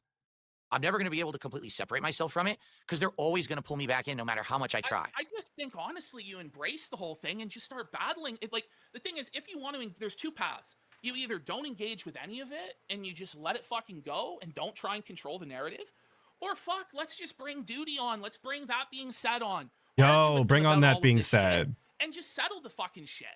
You know what I mean? And ESP on TBS. That's the point here. It'll never be settled because people like them, they always move the goalposts because they need more content for the next day. If I'm not here making content that they can make fun of, then they just make something up anyway. So it doesn't matter. Like, I will never appease those people. I mean, I might benefit from that. If I made that kind of drama content, I probably would get views and I would make money, but that's not the kind of person or the kind of creator that I am, and I don't want to be that kind of creator. Do you feel that and you can see that it's like regardless of how you think that it would or wouldn't benefit DSP to interact with detractors in this way or not, right? Whether he takes path A or path B, he's making his decision purely on the fact that he doesn't want to ever give the detractors an inch. That's the only thing that's making up his mind. That's the only thing that's coming into play when it comes to making this decision. Am I giving the detractors a perceived W that I can't do it? It doesn't matter all of the other logical ways that this could actually benefit him, or that he could clear his name, or whatever the case may be. If the detractor is going to be perceived W, which who even knows what that is, DSP can't do it. But then he gives them gives detractors content, content all the time, all day long, every day, essentially. Everybody who has criticisms of you is like bad faith, and they're always going to be bad and against you, that none of them are fair? Oh, no, that's not true at all. There's definitely people who have fair criticisms, and I enjoy hearing the fair criticisms, and I feel like I have been able to improve myself a lot, especially these last couple of years, because of those fair criticisms. But then there's the people who just outright malign no matter what. Can you name somebody who was a critic of yours or detractor of yours that you feel would be in good faith to have a before he even finishes, my money is on no, because he doesn't even know any of the real detractors other than like Duty or anything, and he would never interact with a Duty style, whatever that even means. Conversation with? I don't know. That's my guess. Into it because I do not watch detractor content. God's honest truth. I don't. There we go. I don't know what like, I mostly don't know what they say. I don't know how to say his name. This alt guy or ALT guy. From that being said, no, big ups ALT. He's a pretty reasonable guy. He's a pretty level-headed guy. I didn't even know that's who that is because nothing but ALT in my chat all the love time, and I had no idea that he was from that show because I've never. ALT's mic arm getting banned immediately in Kick Chat. By the way, I don't know if that's happened or if I'm wrong on this aspect, but I could see that happening immediately as soon as DSP sees it. And I hear that he knows the lore inside and out. And a lot of the time when it comes to these conversations, I just don't have the knowledge. And I try my best to understand this last 16 years of your life. But it's like, I don't have the time. Like, these guys experienced it in real time for decades following you. And so they're able to go back and forth with you on this stuff. Whereas with me, it's like, okay, like I'm talking about shit that happened 12 years ago, you know, I don't fucking know. So like, I feel like at a certain point, this whole like community has to come together in a way, and there has to be at least some sort of a resolution on this with the people who know it. Nice. That looks great. I love that for me. I love that for us even. Very cool. 220712. I've lost my entire train of thought. That's a huge Atlas L. You'll never get that robust insight that I was going to provide, of course. Huge loss on your behalf as well. You know, I don't fucking know. Blame the cat. So, no, like, actually just like a misclick. It was a misinput. Has to come together in a way, and there has to be at least just turn the stream sort of off. resolution on this with the people who know it best. You know what I mean? And I feel like it's only to your benefit at this point to talk about it with these people and show everybody that you're but that's what DSP doesn't want. That's DSP's essentially worst nightmare, is actually having somebody who's gonna respond to him in a level-headed way with any sort of receipts or be able to point to any sort of specifics, and then that's why it'll inevitably divulge into nonsense points that you can never prove. Like this is the kind of the overarching theme of this entire stream, it seems. You know what I mean? I hear what you're saying, but again, that only benefits me if that's what I want to do, and that's the kind of content I want to make, and it's not. I don't want to be involved with these people. I don't want to be in drama content. But you know, everyone insert yourself in drama content, Phil. Wait. I insert myself? Hold on a second now. Hold on. So you're going to tell me that Iron Chef Sakai going over to someone else's stream, coming on mine, and literally derailing my entire business. That was me. I did that. Well, is that derailing your entire business? Absolutely. Absolutely. The entire Kick Chat was talking about it. But that's I don't think that's on Iron Dent Sakai though, right? Like if we're being as fair as possible to these dens, he should be allowed to go and give money elsewhere, I guess, without, you know, the detractors making a problem for him in DSP's chat in that way. Now that's not the case. His dent should know this by now. I don't know how many times they have to go through this rigmarole, but I don't know that DSP should be, you know, holding Iron Chef Sakai accountable for all of these other people bringing it up in his chat. Or should he? Because if that's the case, then that applies to a lot of other fucking whales in the past that DSP doesn't want to acknowledge. Where do we sit on this, folks? So here's my next question. So what happens if one of your guys comes over and donates to me, or one of my guys goes over and donates to you? Like, is there jealousy? Is there bitterness? Is there anger? No, and that's happened many times, I'm sure. I'm absolutely sure that's happened tons of times, and that's fine. Everyone is, in my opinion, maybe other people disagree, everyone can do whatever they want outside of the realm of your own stream, business, or content. So when you're here and you're in my chat, welcome. Please abide by the rules. You know what they are. And as soon as you leave, I have no control over anything you say or do or anything. But nobody else has rules like this, Phil. Like, if somebody's Thank in you. my fucking chat, oh, hey, I like this guy's stream. Who gives a fuck? Ban that guy. I think that that's fucking nuts, to be honest. And I think that, again, you're deflecting from the reality that you're upset that you felt that was your money. It's not. That then went it's not to why her. I was upset. I'm telling you, and you can say that as much as you want. And I know I won't convince you, but that's not the reason. That's not it. It's only the most logical reason.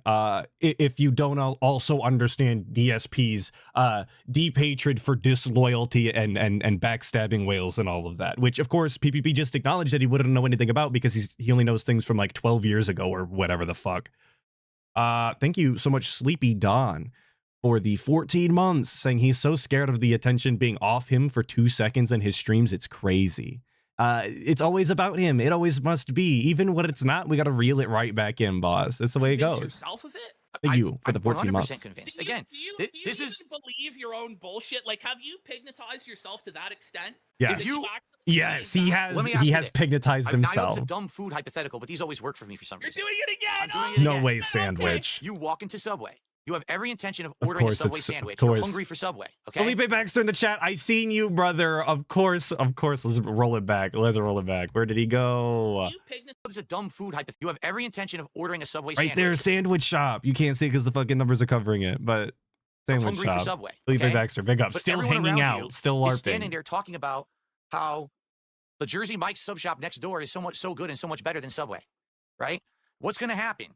Are you going to stand there and order your Subway, or you're going to, oh my God, there's a whole bunch of people here saying that Jersey Mike's is better. You're going to go next door, right? So so just like the sandwich shop, you're worried about lost profits. So I'm right. I'm worried about people. But being it's also it's a very strange analogy in and of itself because assumedly these are people potentially having conversations amongst themselves while eating at your sandwich shop. And if they're eating your sandwich and they say, hey, the Jersey Mike sandwich is better, are you going to go and kick them out? That seems like a very strange thing to do because there's a potential that they could come back anyway because it's the closest sandwich shop or whatever. It doesn't matter if they think the fucking Jersey Mike sandwich is better. They're eating at your restaurant now. If you're following what I'm saying here, it seems like a weird thing to kick somebody out for. Convinced that other content is better because they're seeing it being advertised for free in my show. But if it is, and you can't compete, like the problem isn't that it's being advertised. The problem is that you can't compete, so you need to be better. You get what I'm saying? Which, in my opinion, I think I am in most cases, maybe not every case, but I don't need people cross-advertising in my content. That's never been allowed. I mean, this is all the way back from the days you never discuss any sort of other content in my content. Why? That's such a weird rule to have. Why are you not able to discuss other content? If you're playing a video game, you should be able to talk about other video games. You know, if you're watching content and they're doing something similar to somebody else, you'd be like, oh, I saw them do this, or, you know, this worked out for them better, or they're live right now and they're having a better time. Like, whatever it is, it just seems like a weird thing. I don't know. Toby Turner was running ads because he had a tie-in with Madden, like in 2010. Right. And he had these ads running on everyone's videos that were gamers. Were like, wait a minute, why is Toby Turner advertising his gaming channel on my fucking content? That's completely unfair. It's a predatory practice. It shouldn't even be allowed on YouTube. And since then, that's always been my philosophy. I think it is. I totally think it is. I don't know, man. Like, I don't know. That was not his fault, if you ask me. That's DSP being a bum. Like, that's your opinion. You're entitled to it. I'm not upset by that. I just think if you were a bit more honest about things and were directly like, listen, fuck this slut. I don't believe in this. I'm pissed that she took Iron Chef Sakai's money away from me. I think that that's, you know, something that people can understand and get behind. But this whole, I wasn't upset, but I called her a slut, you know, but people can't advertise, but it's not because I'm worried about losing money stuff. And it doesn't make any sense. It doesn't make any sense, but I'm coming to the realization that DSP being a smug piece of shit, literally going to play the character of being a heel, if you want to call it that, a villain style. You know, the other day when he sits around on stream waiting for the tips to come in, just mean mugging the cameras. I've actually found out that DSP, even when leaning into that shit, is not funny. He is actually detestable in a way that I didn't even think was possible. I didn't know he could dial it up to such a smug piece of shit look, but he really does. So I'm not sure that this is the best advice. Not in a genuine way. Well, it doesn't make any sense because you don't have the same belief system as me. Like, I really am not upset about... if I was upset about Iron Chef Sakai, why would I have banned him? Like, most people could get away with playing a character like that, and it would be funny and obvious. But DSP is actually, repulsive even when he does it. Exactly. And that's okay. You know, it's okay to not agree on something. Like I said, with Iron Chef Sakai, I appreciate everything that he did for myself and my business. I really do. Let me ask you something. But I banned him for a reason, because I had enough. But the thing is, you advertise yourself in, like, my chat, or you did for a while. Like, should I have banned you? If you felt like you wanted to, sure. And you had the right to. But that's crazy work. Would you want me to do that? It's up to you. It's your call. There's other people who I'm friendly with, and they have come in and advertised stuff in my chat, and because I'm friendly with them, I say that's allowed. Right. Can you just admit that you were upset about... So, but up to this point, Iron Chef Sakai has been getting away with essentially murder because of the amount of money that he's been throwing around. Why is this why is this the line? What about this instance was where the straw broke the camel's back? That's what I'm looking for. And he doesn't seem to be providing anything other than because he felt like pulling the trigger this time. There has to be an underlying reason, I would imagine. Losing out on the money, and I'm not. I am literally not in one piece upset about that. So it has nothing to do and with yes, money, actually, so great point, Kaiju. Who else has advertised in DSP's chat? I would like an example of that. If that's what he's going to point to as a defense, I would let other people that I'm friendly with, like Kekin. Is that how far back we're gonna go? Did Brian ever plug his things in chat when he was on? I don't recall that. I mean, not in the chat at least, and they were on the stream. I think that's, I guess, would be far more acceptable, but I don't know.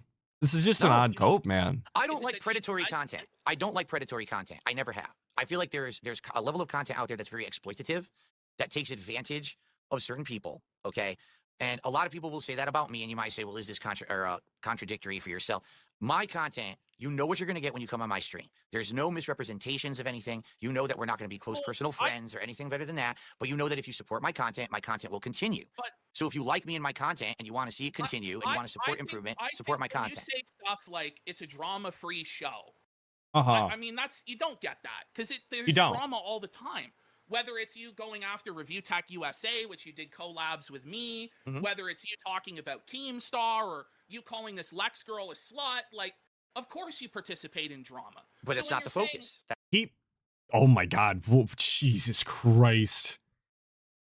Wow, what a defense. Oh, I didn't expect that, actually. I was just about to say that it's the same thing with everything DSP claims that he's not. He's not drama. He's not selling falsehoods. He's not scamming. He's not this. He's not that. And it turns out that he's actually accused pretty much of all of the things that he's actually done, which is crazy. But the idea that it's not the focus, therefore I'm allowed to say that it's not the thing is wild to me. If you do any sort of drama content, you shouldn't be allowed to advertise yourself as not doing drama content, only because it makes up a 45% majority or minority of your show. Kind of convoluted, but you know what I'm saying. That's a wild, insane thing to say. That's right, but it's not the focus. Just admit you do drama content, boss. It's not that bad. I think you should do more of that. Oh, I know. Because I think it's a lot more entertaining. And I feel like this segment, where we're going back and forth. Yeah, Sandman, goalpost like moved. Exactly. I feel like a lot of people are entertained and captivated by it. But I will make an observation now, okay? This segment has now gone on for about 45 minutes, okay? Yeah, we went about 15 minutes over what I wanted to go. But we have received, during this segment, about $5 in contributions. My audience doesn't care about this. But they never did.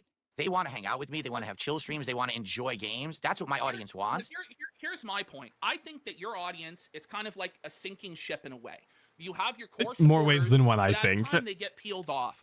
And eventually you're going to have to expand into a new audience, into new horizons, because you can't rely on the same 20 people forever, sir. See, but this is, I think this is PPP's lack of knowledge coming into play, because for some reason DSP does actually have an insane knack for finding just the right amount of whales at pretty much all times to keep his sinking ship afloat without actually ever doing anything. It's almost impressive, I want to say, in the most pathetic way possible. I don't want to give the guy too much credit for that kind of behavior, but it does always seem to play out that way, and that's why he's been able to live the way that he has. I think PPP is underestimating DSP's whale call ability. He doesn't know that there's a huge skill gap, I guess, in a weird kind of way, because PPP has his own whales, but that's aside. Thank you, ModaQ. That's how I'm saying it. For the 13 months, saying 13 months a simp for the predatory skeleton no load content. Well, I don't appreciate those words, but I appreciate the 13 months, and I know you didn't mean it, so thank you. If you're just doing these gameplays like you're doing in this oversaturated market, it's not going to grow, King. So you know, like I know, like I maybe I'm coming across as a prick or an asshole, but I'm genuinely trying to help you try and like reach a new audience of people that might actually be entertained, sir. And I appreciate that. Okay, It's all right. obvious that as much as people What say a weird shit like, show to have you on, know, by the way. the Casino is just messing It's with an you. They're odd gonna set of snake you. They actually don't circumstances. like you. I actually feel like it's the opposite. It's that you want to help me, but you see the kind of person I am, that I'm a stubborn individual, and it hurts you to see that I won't change, right? Brutal. But that's the exact same fucking things that the detractors have been saying since the fucking beginning. I don't know the name of that guy who initially made that why I stopped watching DSP gaming or whatever way back in the day. You guys know the video I'm talking about, and if you don't, too bad, I guess.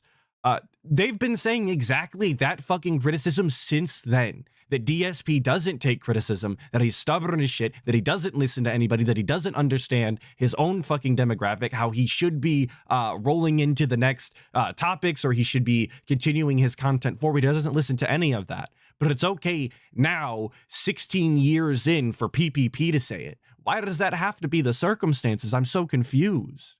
It's brutal. No, Phil, it's Christian C with the 2 saying DSP is good at finding other DSPs. Real cult status. Real. Thank you, Christian C. And Chad J Thundercock with this 10 months saying skeleton gang. Thank you so much, Chad J Thundercock, of course, for the 10 months. fucking brutal, bro. And I just want you to indeed. know I am well aware. People say I'm not self-aware. I am fully self-aware of all of this going on. I'm not stupid. You guys know, like, I'll pitch this idea. No, this doesn't work for me, brother. Okay, what about no, brother? Like all day, every day. You know, he does do it, but it takes a long time. It's tough. You know, like working with Phil is draining. And it he sucks my soul. And he's over there laughing about it, but like in this joke, there is nothing but truth. I know a lot of people say that there's always truth in jokes. That's why they're funny more often than not. But this is all truth. And DSP is over there chuckling and acting when he's actively being confronted on some of his worst character traits, the kinds of things that have led to the entire detractor sphere existing in the first place. And his reaction is to laugh. It's no wonder he's here. it's not your fault entirely, Phil. It's also everybody around you.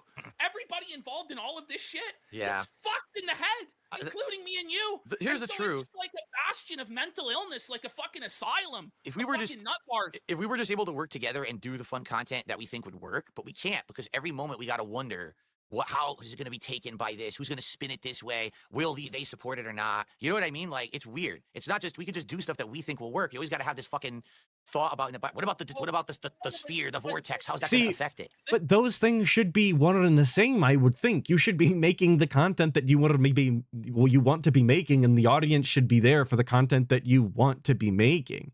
If that's not the case, if you're not able to expand into something else or do what you wanted to do, then you shouldn't have made it your full-time job. If I wanted to do something else, I would put Atlas the Bookkeeper up and I would go and do something else, and I would continue to work my normal job. I would go and get a different hobby. If you wanted to do that, DSP, if you didn't want to worry about having to pay your bills and people showing up to your streams in this way, then you shouldn't have made it your profession. And if you regret that, then just say it. but don't get on stream all the time, every day, and be like, oh, I love my job. It's nothing but fun, ack, and then cry because you have to deal with it. This is what I think has happened is that, you know, if you watch like Kitchen Nightmares, and Chef Ramsay will come in and there was somebody who was talented, but the chef will say, you lost your passion. To me, it feels like you lost your passion. It feels to me like you lost that spirit of wanting to create and wanting to make good stuff. And you just serve up whatever fucking shitty slop just to pump it out 6 days a fucking week and fill the schedule, and your passion is gone. And it's probably been gone for 7 or 8 years now. That's my assessment. I lost my passion in 2016 when I was doing the offline style videos. I basically was streaming, but I was actually ignoring the audience. Like, imagine I literally didn't address anyone tonight who contributed to nothing. Like, that's how I was streaming. I mean, what a dunce move, right? But then when I became an interactive streamer and I started talking with the audience and having these social conversations and shout outs, the content changed much for the better. And but that's already such a weird thing to have to admit it and acknowledge and like be a part of your lore, right? That you put on multiple streams where you thought you lost your passion, you lost your fire. You've continued like this for months on months, putting out content that you don't like, that you wouldn't normally put out. That's just an odd thing to do, if you ask me.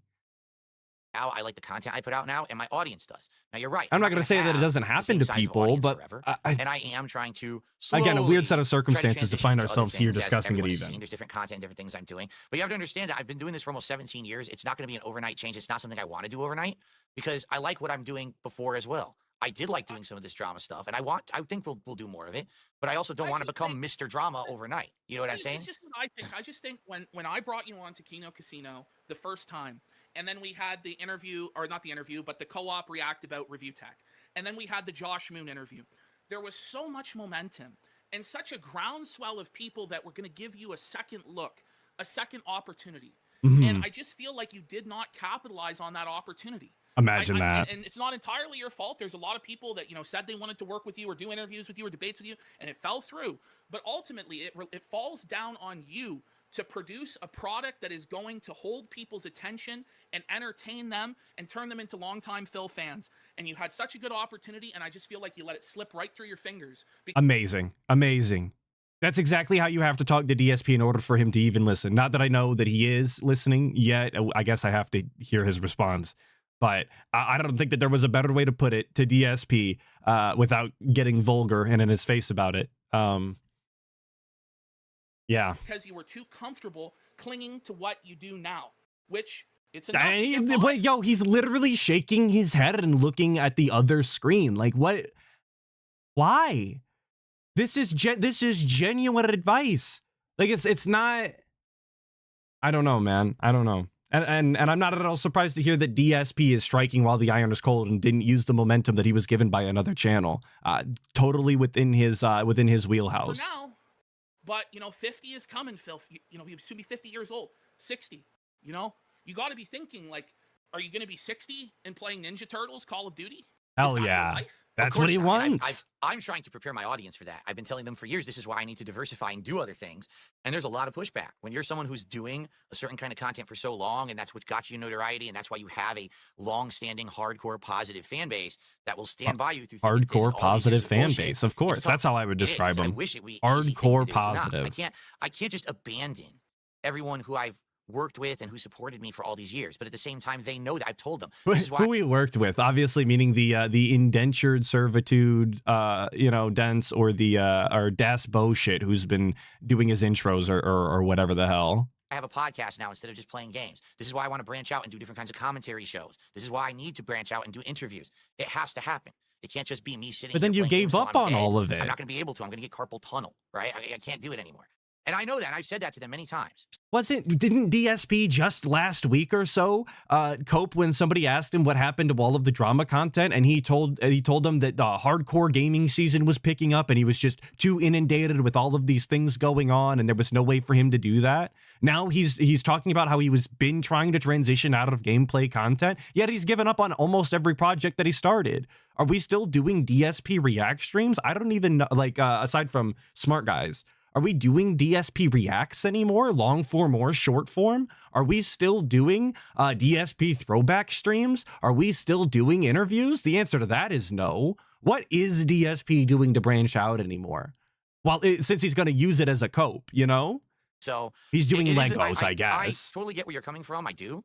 It's a valid conversation. I appreciate the effort. I appreciate the fact that you have given me a chance. And you continue to give me a chance. We're still working together and doing stuff, you know? We've had this conversation privately, but I feel like it comes to the point because a lot of people don't understand like what I'm trying to do with Phil content or interacting with you or what I'm trying to do with Phil content should already be a huge red flag to DSP, by the way. The fact that there is any sort of agenda when it comes to doing Phil content, as he calls it, I don't know how his ears don't perk up and immediately start firing off red flags in his head, but sure. The vortex and the community. And I just kind of want to put the cards on the table publicly as to where I am with it and how I view you and how I view this whole thing going down and where I'd like it to go, you know, because I think a lot of people are confused and that, you know, that's because, you know, there's kayfabe and sometimes not, of course, most of the time, the things I'm saying aren't meant to be taken literally.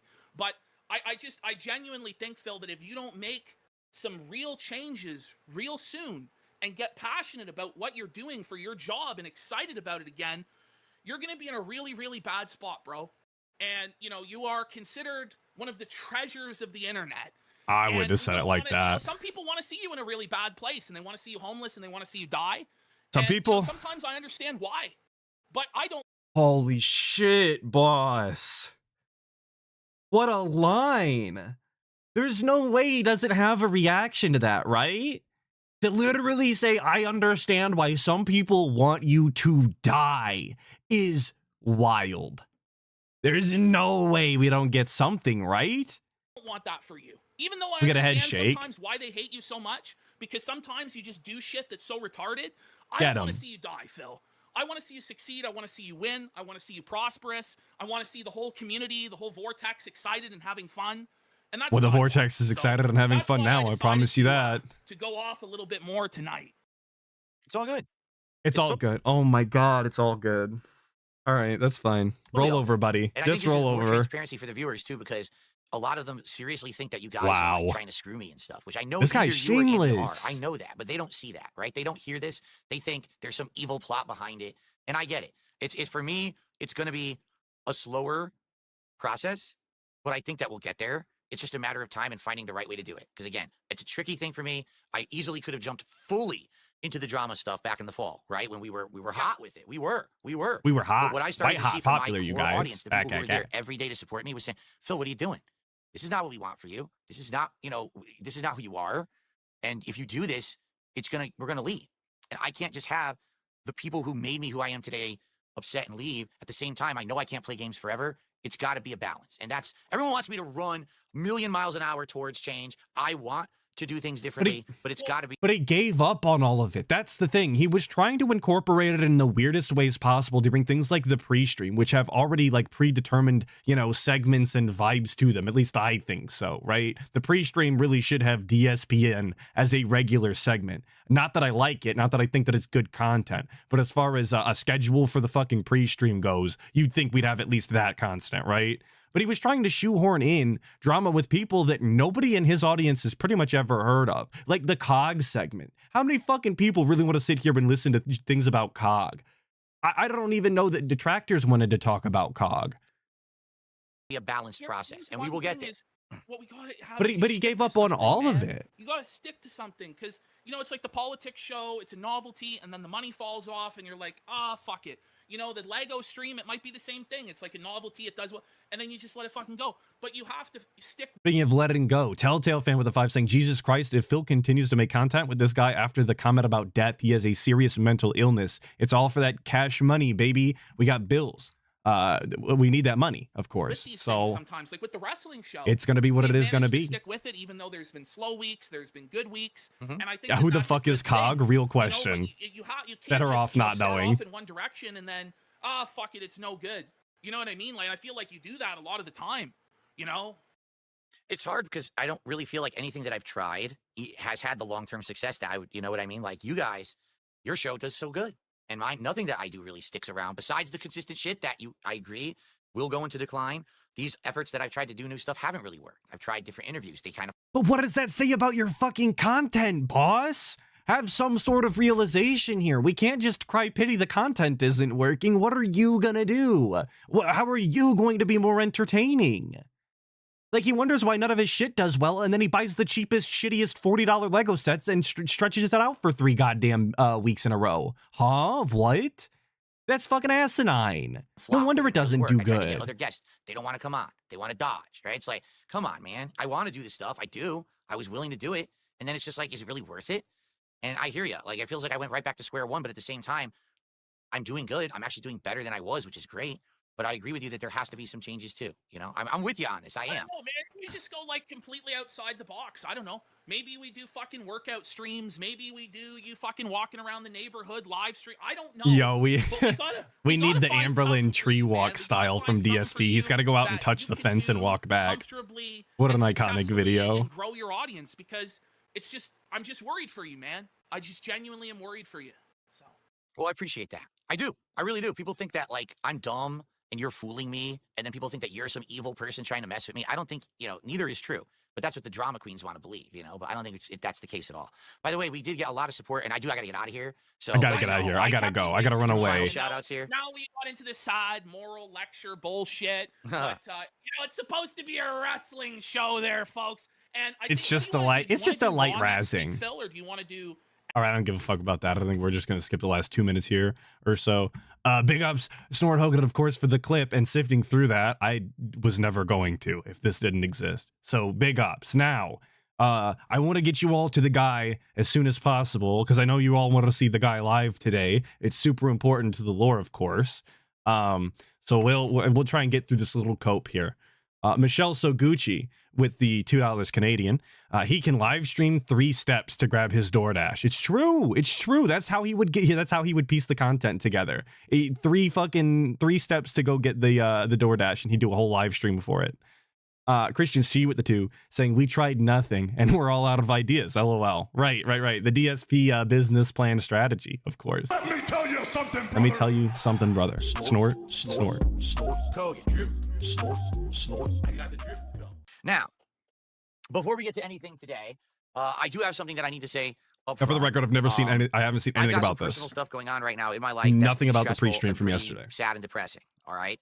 It has absolutely, positively nothing to do with anything on stream, any content that I'm doing right now. Nothing to do with smart guys. Nothing to do with anything. Nothing to do with my wife either. Just, you know, because, oh my God, what's going on with Kat? It's not that either. There's just personal stuff going on, and it's definitely affecting. You hate that shirt? I think it looks fine. I don't feel. Out of all of the things to complain about, I think the shirt is fine today. I mean, like up here. Shitty sweater is acceptable, I guess. Okay, so there's nothing you could do about that. That's life. But I'm gonna do my best to still be here all day today and put out streams and content for you guys. And try to. Why does it seem like this guy's always fucking sick now, by the way? It's something that I've been picking up on. It's always his neck or his back or whatever the fuck is going on. Why is he always sick all of a sudden? Is this just the sympathy card that we're going for, or basically take my mind off do of all this normal people on? Get this sick? I don't know. I don't get sick. Couldn't be me. But it's fucked up. You know, stuff that happens sometimes in life, and it's how you handle that and how you bounce back from it. I think that counts. Not the fact that the bad stuff happens, because bad stuff happens to everyone, right? So I just hope that it doesn't come through in the content. You know, today if I sound a little bit more stressed, if I seem upset, if I seem kind of down, there's a good reason for it. Probably the mold in the house. I'm sorry for that. Obviously, that's not my intention. When I come to stream, I'm trying to get you guys to escape from the stuff that's in your personal real lives, right? I want you to come chill with me and hang out and have a good time. That's the intention. But it can't always be get away from your real life by paying his mortgage, of course. Obviously, it's one of those days I get the feeling that I'm gonna get away from your real life bullying, no matter what I'm really by listening to him talk about his. Sound good? But I'll still do my best, and I thank you all for your consideration. I just want to say that up front, because many of you who regulars here might say, "Gee, I wonder what's going on," right? I wonder what's happening. Jinizel Ryuga for the 10. Thank you so much. DSP is very sad in his heart. An excellent way to put it. I like that. I like that a lot. I might start saying it like that. Very sad in his heart. It's not. No. So Me too, boss. Pity bucks. It's not anything like that. It's just. Oh, we're not looking for pity bucks. Okay, you answered my question from earlier. Literally, the first time I turned the camera on, people were like, "Damn, Phil looks tired." Yeah. Oh, I am. I'm fucking beat right now. I'm to my wits' end, stressed out right now, and there's nothing that can be done to fix it or help it or be better. It's so funny that the day after he was called out by PPP and just absolutely torn apart in front of his own audience, that today we're feeling a little down. Today we're more stressed out than normal. You know, it's so weird how those two things might Might be related. Christian C with the 2 saying, doesn't have an immune system going out once a week. Great point. I didn't take that into consideration when I asked. I guess I should have thought on it longer than not at all. But you're right. If you don't go outside, you're not introduced to germs, therefore weak immune system. You know, it's life, okay? Thank you for the 2, of course. My bad for that. I hope that it doesn't affect the content today, and I hope that we can get through today and have a fun day. And again, people are deaf. It has nothing to do with any content or anything I'm making. People are deaf. Something that no one knows about, okay? Nor should you. It's my private life, all right? God forbid that a streamer actually have a private life, but I do. I've done a really good job over the last 5+ years of establishing a separation between what you know and what actually goes on behind the scenes in my life, thankfully. Because you know. But he's bringing it up on stream right now. It's very good that. And this is exactly the type of thing that maybe he didn't understand coming from PPP, but it's segments like these where he's letting you know that something's going on privately that kind of incentivize trolls and detractors online to sort of investigate and make these speculation videos and all of that. This is him feeding the cycle again. But he wouldn't even realize it because he's actually bragging about how he's not feeding the cycle. Therefore, it's true, of course. Able to maintain that separation and balance. It's needed, okay? So, all right. So let's move past it. Smart Guys last night as well. Great return show. Great return show. We loved it. Out of the gates, major issues. PPP was having tons of technical issues on his end. Like multiple things were going wrong. You know, he had been on vacation for a couple of weeks, and he came back and he said he was tweaking some stuff, and he had some things that he was changing. He came back and he said he was tweaking. Having, like, I don't know what that means, you guys. With his setup. So we ended up starting very late. Like we were supposed to start by 7. I don't think we even got the show started till like way after, like 7:30ish later. Who needs this, by the way? I don't need the tech recap. We very wisely decided that the best way to pace the show is to do a quick opening, but then to get right into the wrestling. All right. And I think this is what we're going to be doing moving forward, because if we get too far into, and I like that the quick opening is the quick razzing, right? I wish he would have said it like that, because quick opening could have been anything. It could have been an actual introduction where you say who you are. It could have been, you know, information about what the show is or the name of it, a song even. But the introduction in this case is the light razzing that took place immediately about not taking his wife to the zoo in the course of 5 years and then calling Lex a lesbian. That's the introduction, by the way. Don't forget that. Topic stuff. We never get to the subject matter of the show.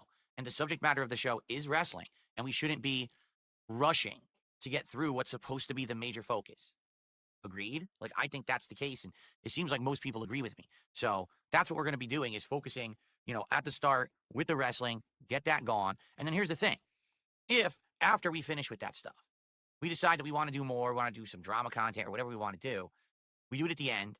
And that way, you know what I'm saying? At least it's at the end. And some of you have already said, I'm reading chat. At least it's at the end. And a lot of people are basically just saying they don't really care for anything other than the pro wrestling content. That's what they're tuning in for. And I get it. I don't know if that's true. I don't know if it's a LARP, but I do see it in his chat. His audience, or whatever audience he has over there in his own genuine chats, gasses him up into thinking that they're only there for the wrestling and they're not actually there for the drama content. The same way that they do on the pre-stream every day. They show up totally to hear his genuine opinions on stuff and not because he's a spastic online who's seething and foaming at the mouth on a regular basis. I love that they actively tell him to make more boring content. It's pretty cool. Okay, I do. I totally get it. And some people are fans of mine exclusively. You guys have watched me for years. You remember the old Smart Guy show. You like the content I put out now. You don't have interest in that part of the show. So having it that we're doing the wrestling up front allows us to get that content out first. And then if we get to the end, you're like, I don't care about this. Well, then you can turn the show off and that's fine. Okay, so that's good that we are doing it that way, in my opinion. All right, now. Thank you, Harley Wood, for the 5, saying big ups Atlas, but I got to head out for a hot date, apparently with a lady. Thanks for the fun stream, my guy. Well, big ups for the 5. Enjoy your hot date. That show should not be that long. You know, I feel like the sweet spot for Smart Guys is around 2 hours, maybe 2.5, and it just went on way too long. All right. How long was it, DSP? Why don't you tell us? Now, PPP is back from vacation. We're going to try to have it weekly. It was like 4 fucking hours or something, wasn't it? It was crazy long. And essentially, we're going to try to get it more streamlined so that basically Or at least the raw show Phil can be upload of it was 4 more hours fast-paced and long. end at a reasonable time. You know, it ended way too late. It was can't be probably going, like, about that late 3. every time we do the show. You know, it's got to be in line with the content. Okay. So anyway, the show went well. Falcul says, I think you and PPP are hitting your stride together. I think, here's the thing.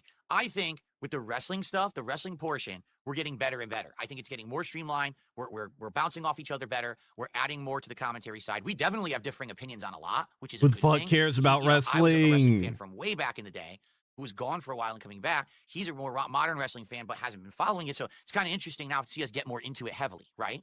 It's a good thing. I think it's a good show in that regard. I think we are trying Grandpa to find Smurf, our I don't stride like with that the rest of the emoji. show, right? I don't use Like, that. there's so many different things we've done. You know, we call it Grill Phil, but it's different every week. Like some weeks it's about certain hot topics, it's kind of drama, and then other weeks it's about things that my detractors have been saying, and it's kind But it always kind of manages to be about you, though, doesn't it, DSP? That is the one constant. It always seems to be a negative about DSP from every instance I've seen. It always seems to make DSP uncomfortable. That is a theme. all over the place. I feel like it's good, but I feel like the I potential, like, we wouldn't need to describe nail it as down all to over the exactly what it needs to place. be, and we haven't really done that yet. Like, it fluctuates a lot. So we'll see. Again, we were coming back from not doing it, and then it had delays and everything. I think as we get more into the regular schedule of doing it again, I think the show will get better. I do. And we're getting into Okay. WrestleMania season, so now there's going to be a lot more to talk about. I don't give a fuck But I about have a desire WrestleMania. for us to do other kind of content that's not wrestling.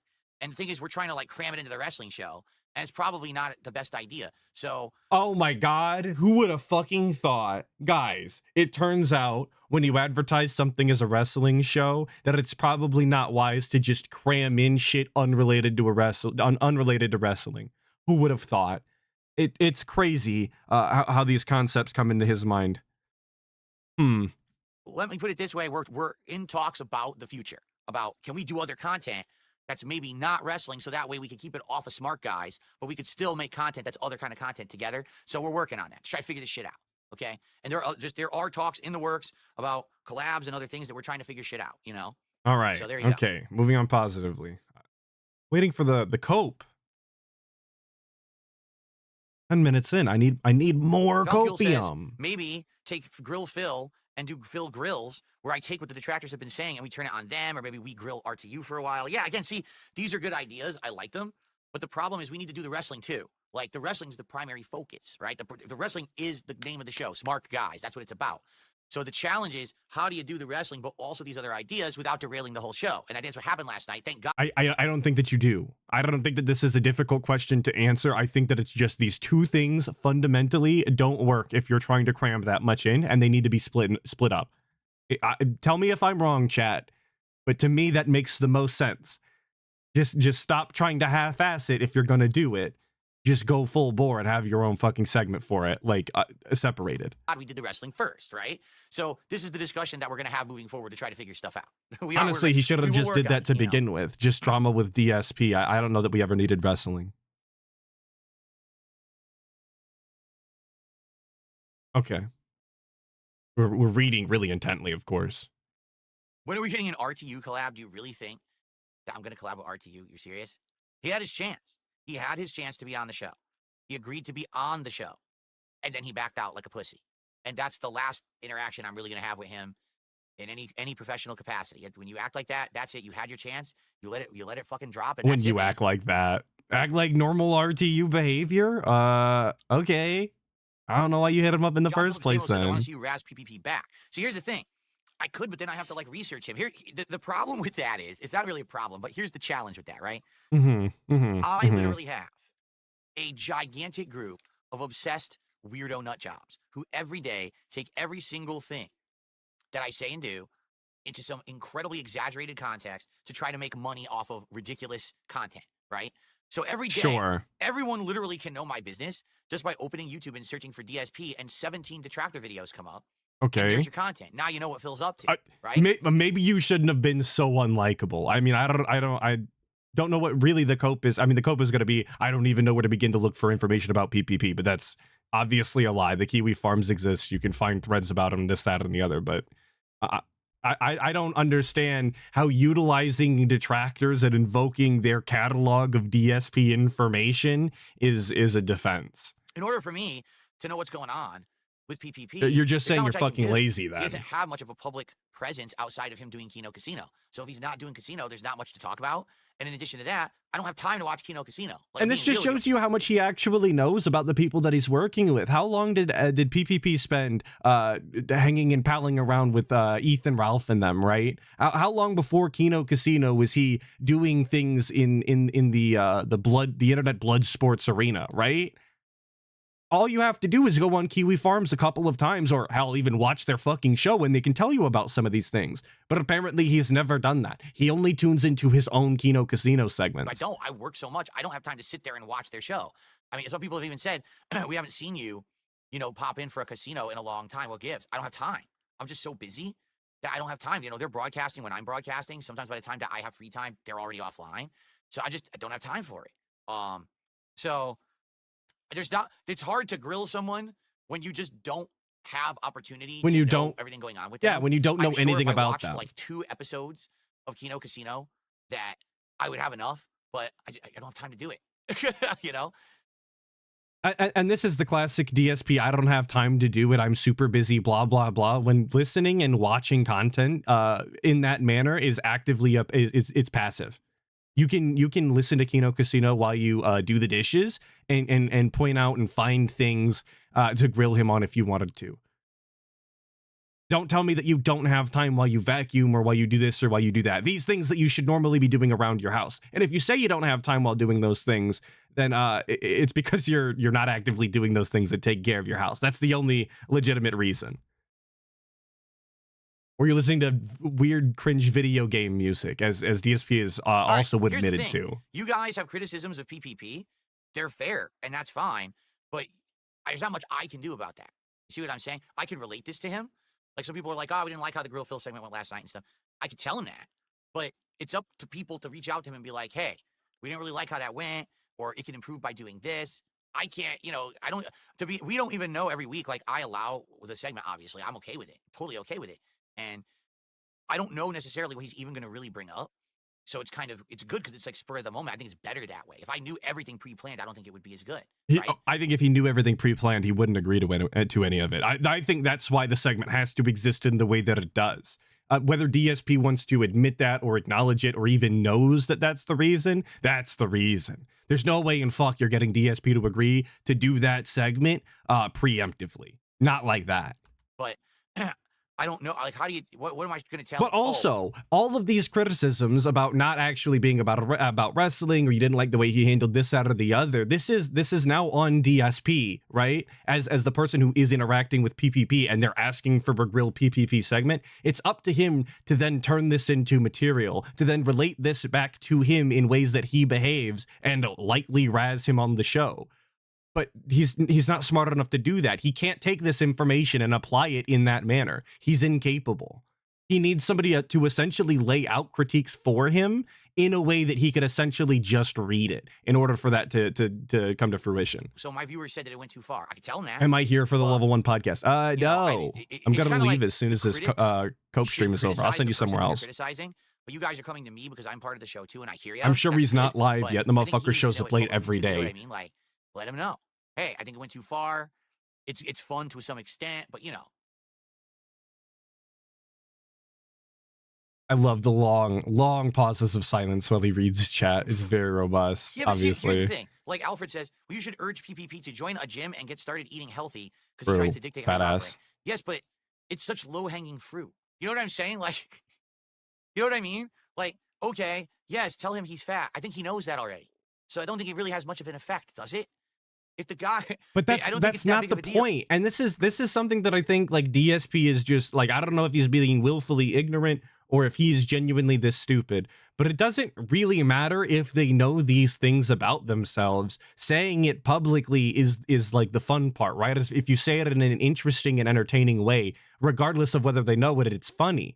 Everybody knows DSP's a scamming dumbass who beat off on stream and hates women and has all of these dents and wheelchairs and all of that. People know these things. He knows it, but it's still funny when people say it because they've put it in a different context or they've said it in a way that was entertaining. That's his job to do. If he's incapable of doing that, then he's just incapable of entertaining. That's what that boils down to. Yeah, everybody knows that his wife's fat. He knows his wife's fat, but it's still funny when PPP says it.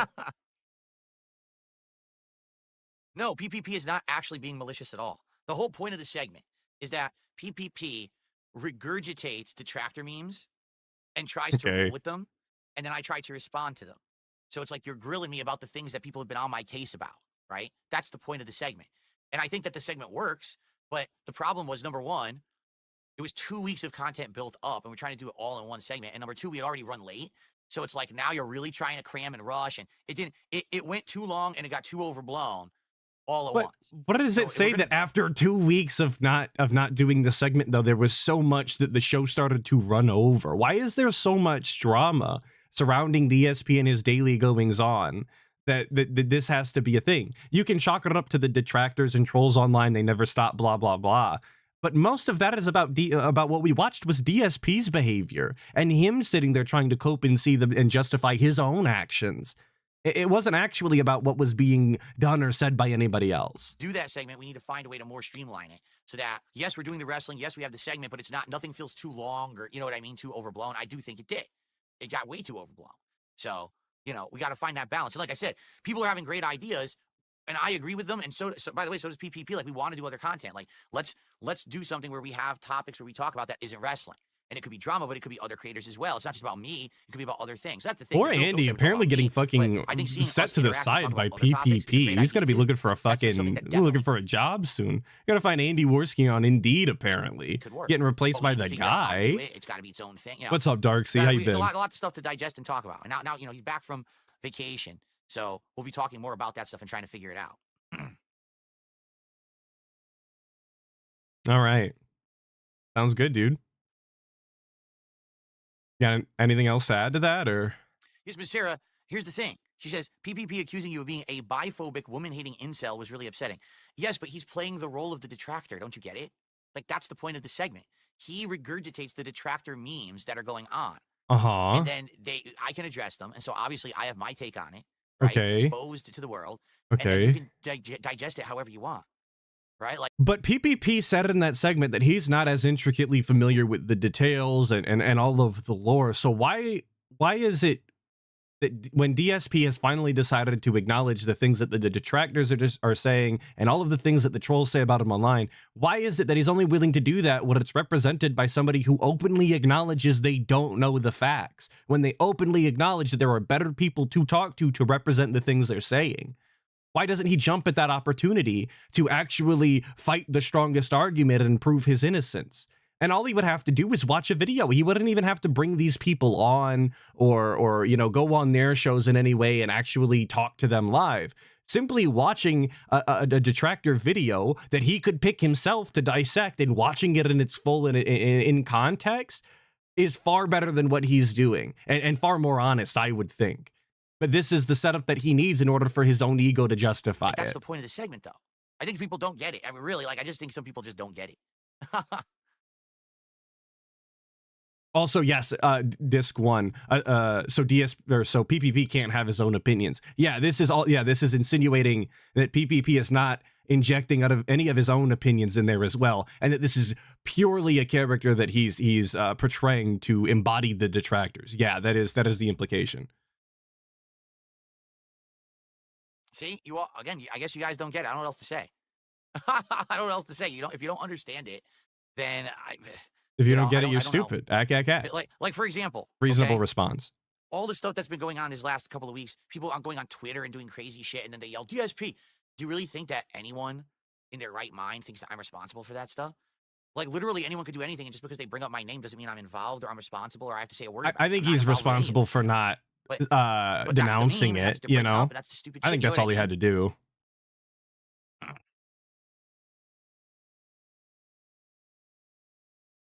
See, that's true too. I will say that I think Dab Pants has a point. He says the segment only really works if people know about the detractor memes, and if they don't, then the segment doesn't work. So here's the thing, right? Here's the thing, okay. And the audience fucking knows, by the way, all of the nonsense bullshit DSP goes through on a regular basis and how he brings up all of these segments involving detractors and their new schemes and scams, you know. He knows, his audience knows. Whether they care for it or not is still up in the air, as most of them are LARPing. But they know. I feel like for my fans, the wrestling part of Smart Guys is the best part. Correct? For my hardcore fans, people who like me, my opinions on stuff, my content, and they want to hear me talk about wrestling because I used to do Smart Also, Guys over a ALT decade ago, inside right? her, currently on portion screen, is the portion for you. saying, I think that the segment was educational for fans. I know it just scrolled off screen, but then there's the whole other portion, and the other portion is for the Kino Casino viewers because that's the kind of content they're used to. They're used to the drama, the grilling, the detractor shit, the memes. So it's kind of like, again, having that balance, right? It's like the first half of the show, the wrestling will be for my fans. The second half is for their fans, right? But that's kind of the point I've been making. Is all along. It's such that's such a weird way to put together content, if you ask me. I don't know, 100%. Man. I just don't know that that's a good idea. Drama.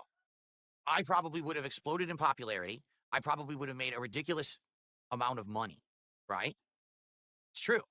Look at what was happening. I was blowing up back in the summer and the fall with interaction with them.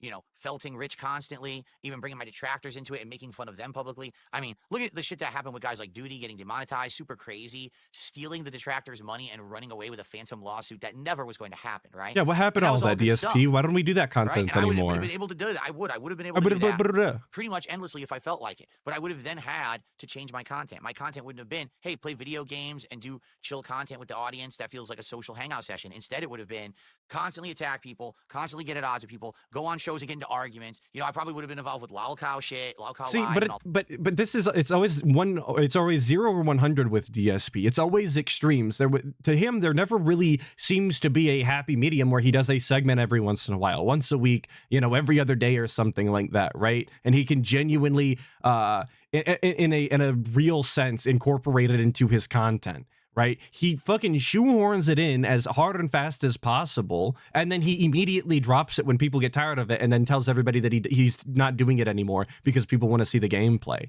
It's all about the presentation, and he just doesn't have a knack for it.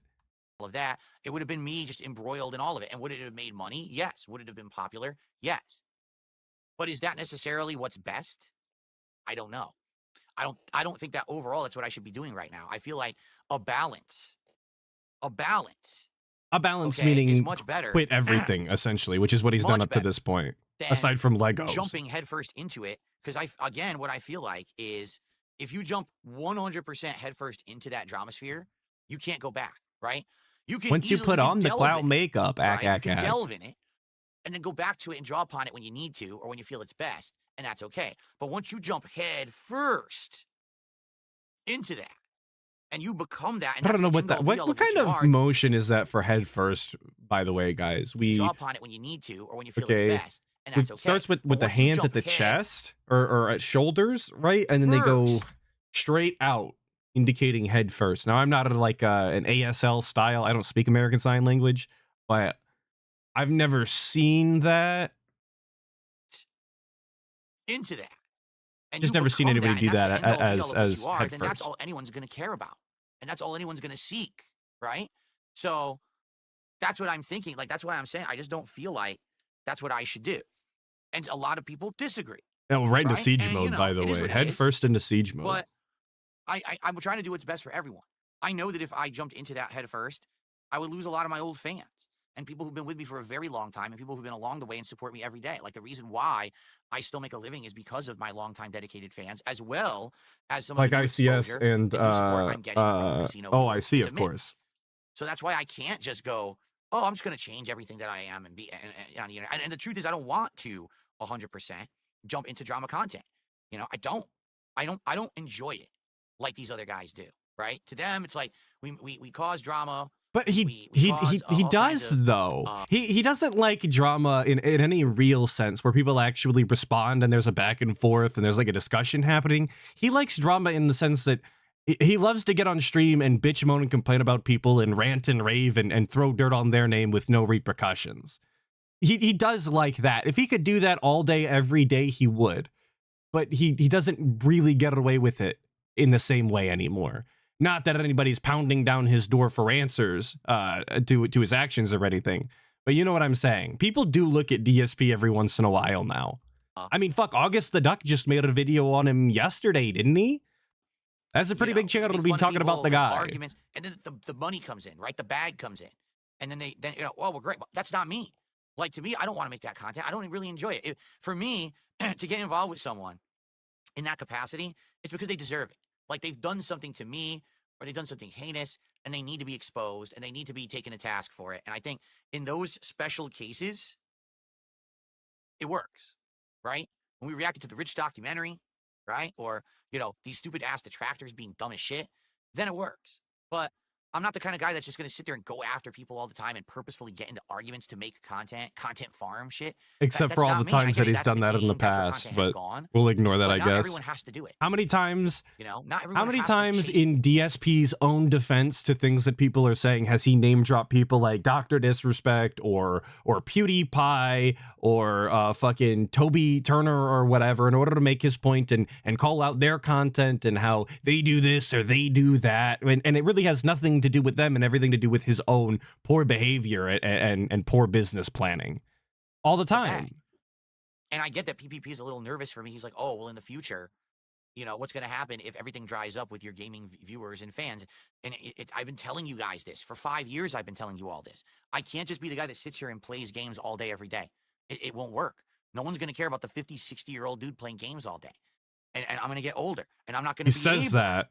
But there's plenty of old-ass streamers now that are able to entertain in one way or another, and they have an audience. So my AI camera went on again. I'm not gonna be able to say that he's not going to be able to play video games and be entertaining at that age is simply because he doesn't believe in his own ability to entertain, which is probably for the best. So I have to delve into other Skyrim Grandma or that right?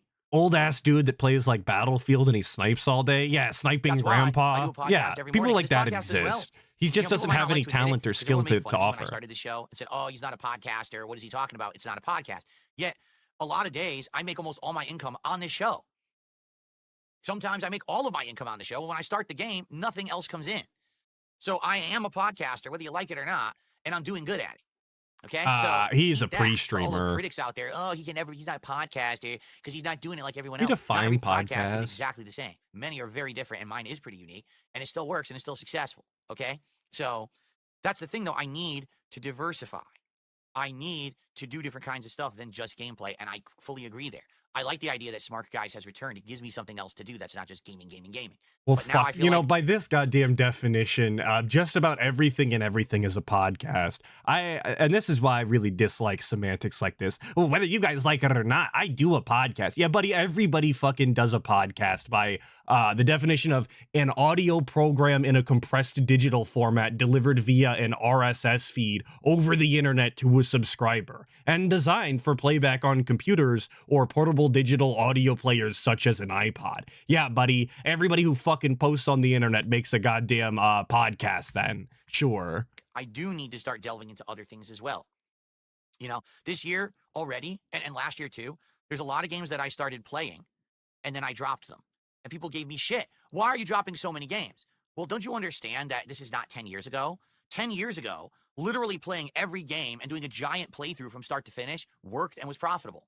That's not necessarily what works and is profitable and what people want anymore. Things have changed. Plenty of people do it for a living all over the internet every single day. And quite frankly, what the fuck is the Rad Brad doing on a regular basis if you're not able to play games and make that amount of money anymore? How does the Rad Brad do it?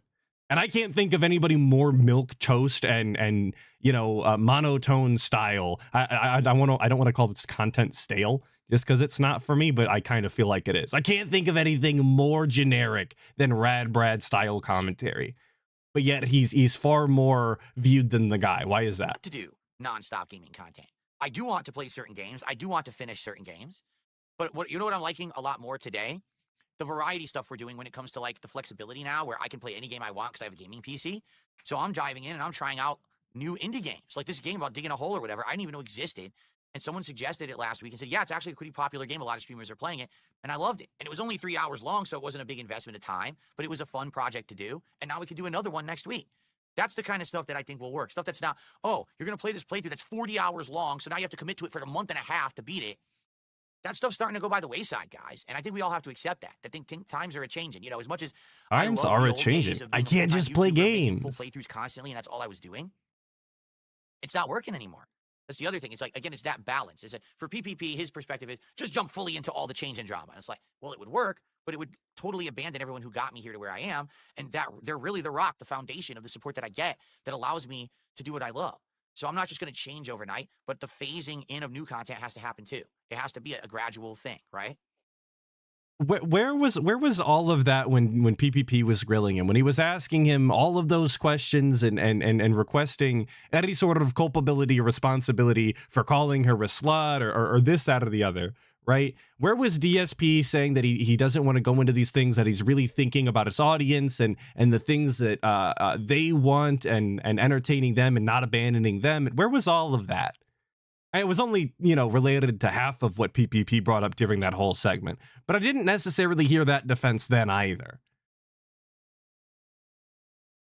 I'm glad we're having this discussion as well, because, this is the kind of stuff that I feel is productive, to have these open discussions where we can figure out what's best moving forward, ideas for change. This is a good, constructive discussion. I think it's leading into a lot of goodwill between both sides here, that you guys are willing to talk about it and I'm willing to talk about it, right? Goodwill on both sides with his own audience. What a weird way to be. I think that's going to be it for today, though. I hear that the guy is live. He is here. I'm going to send all of you that way. I don't know that these next 10 minutes are going to enrapture us. I think I'm spent anyway. Thank you all for showing up today, impromptu style, 8 p.m. tonight over on WPIG 1651. We will be doing Act the King, at least as far as I know. He hasn't canceled yet today, so hopefully that's the case. But once again, thank you all for showing up. Where am I sending you, I guess, is the real question for the day. Do we have any sort of requests? I can send you over straight to Raw Phil. I know most of you guys are probably going to enjoy that anyway. Goodbye. Be safe.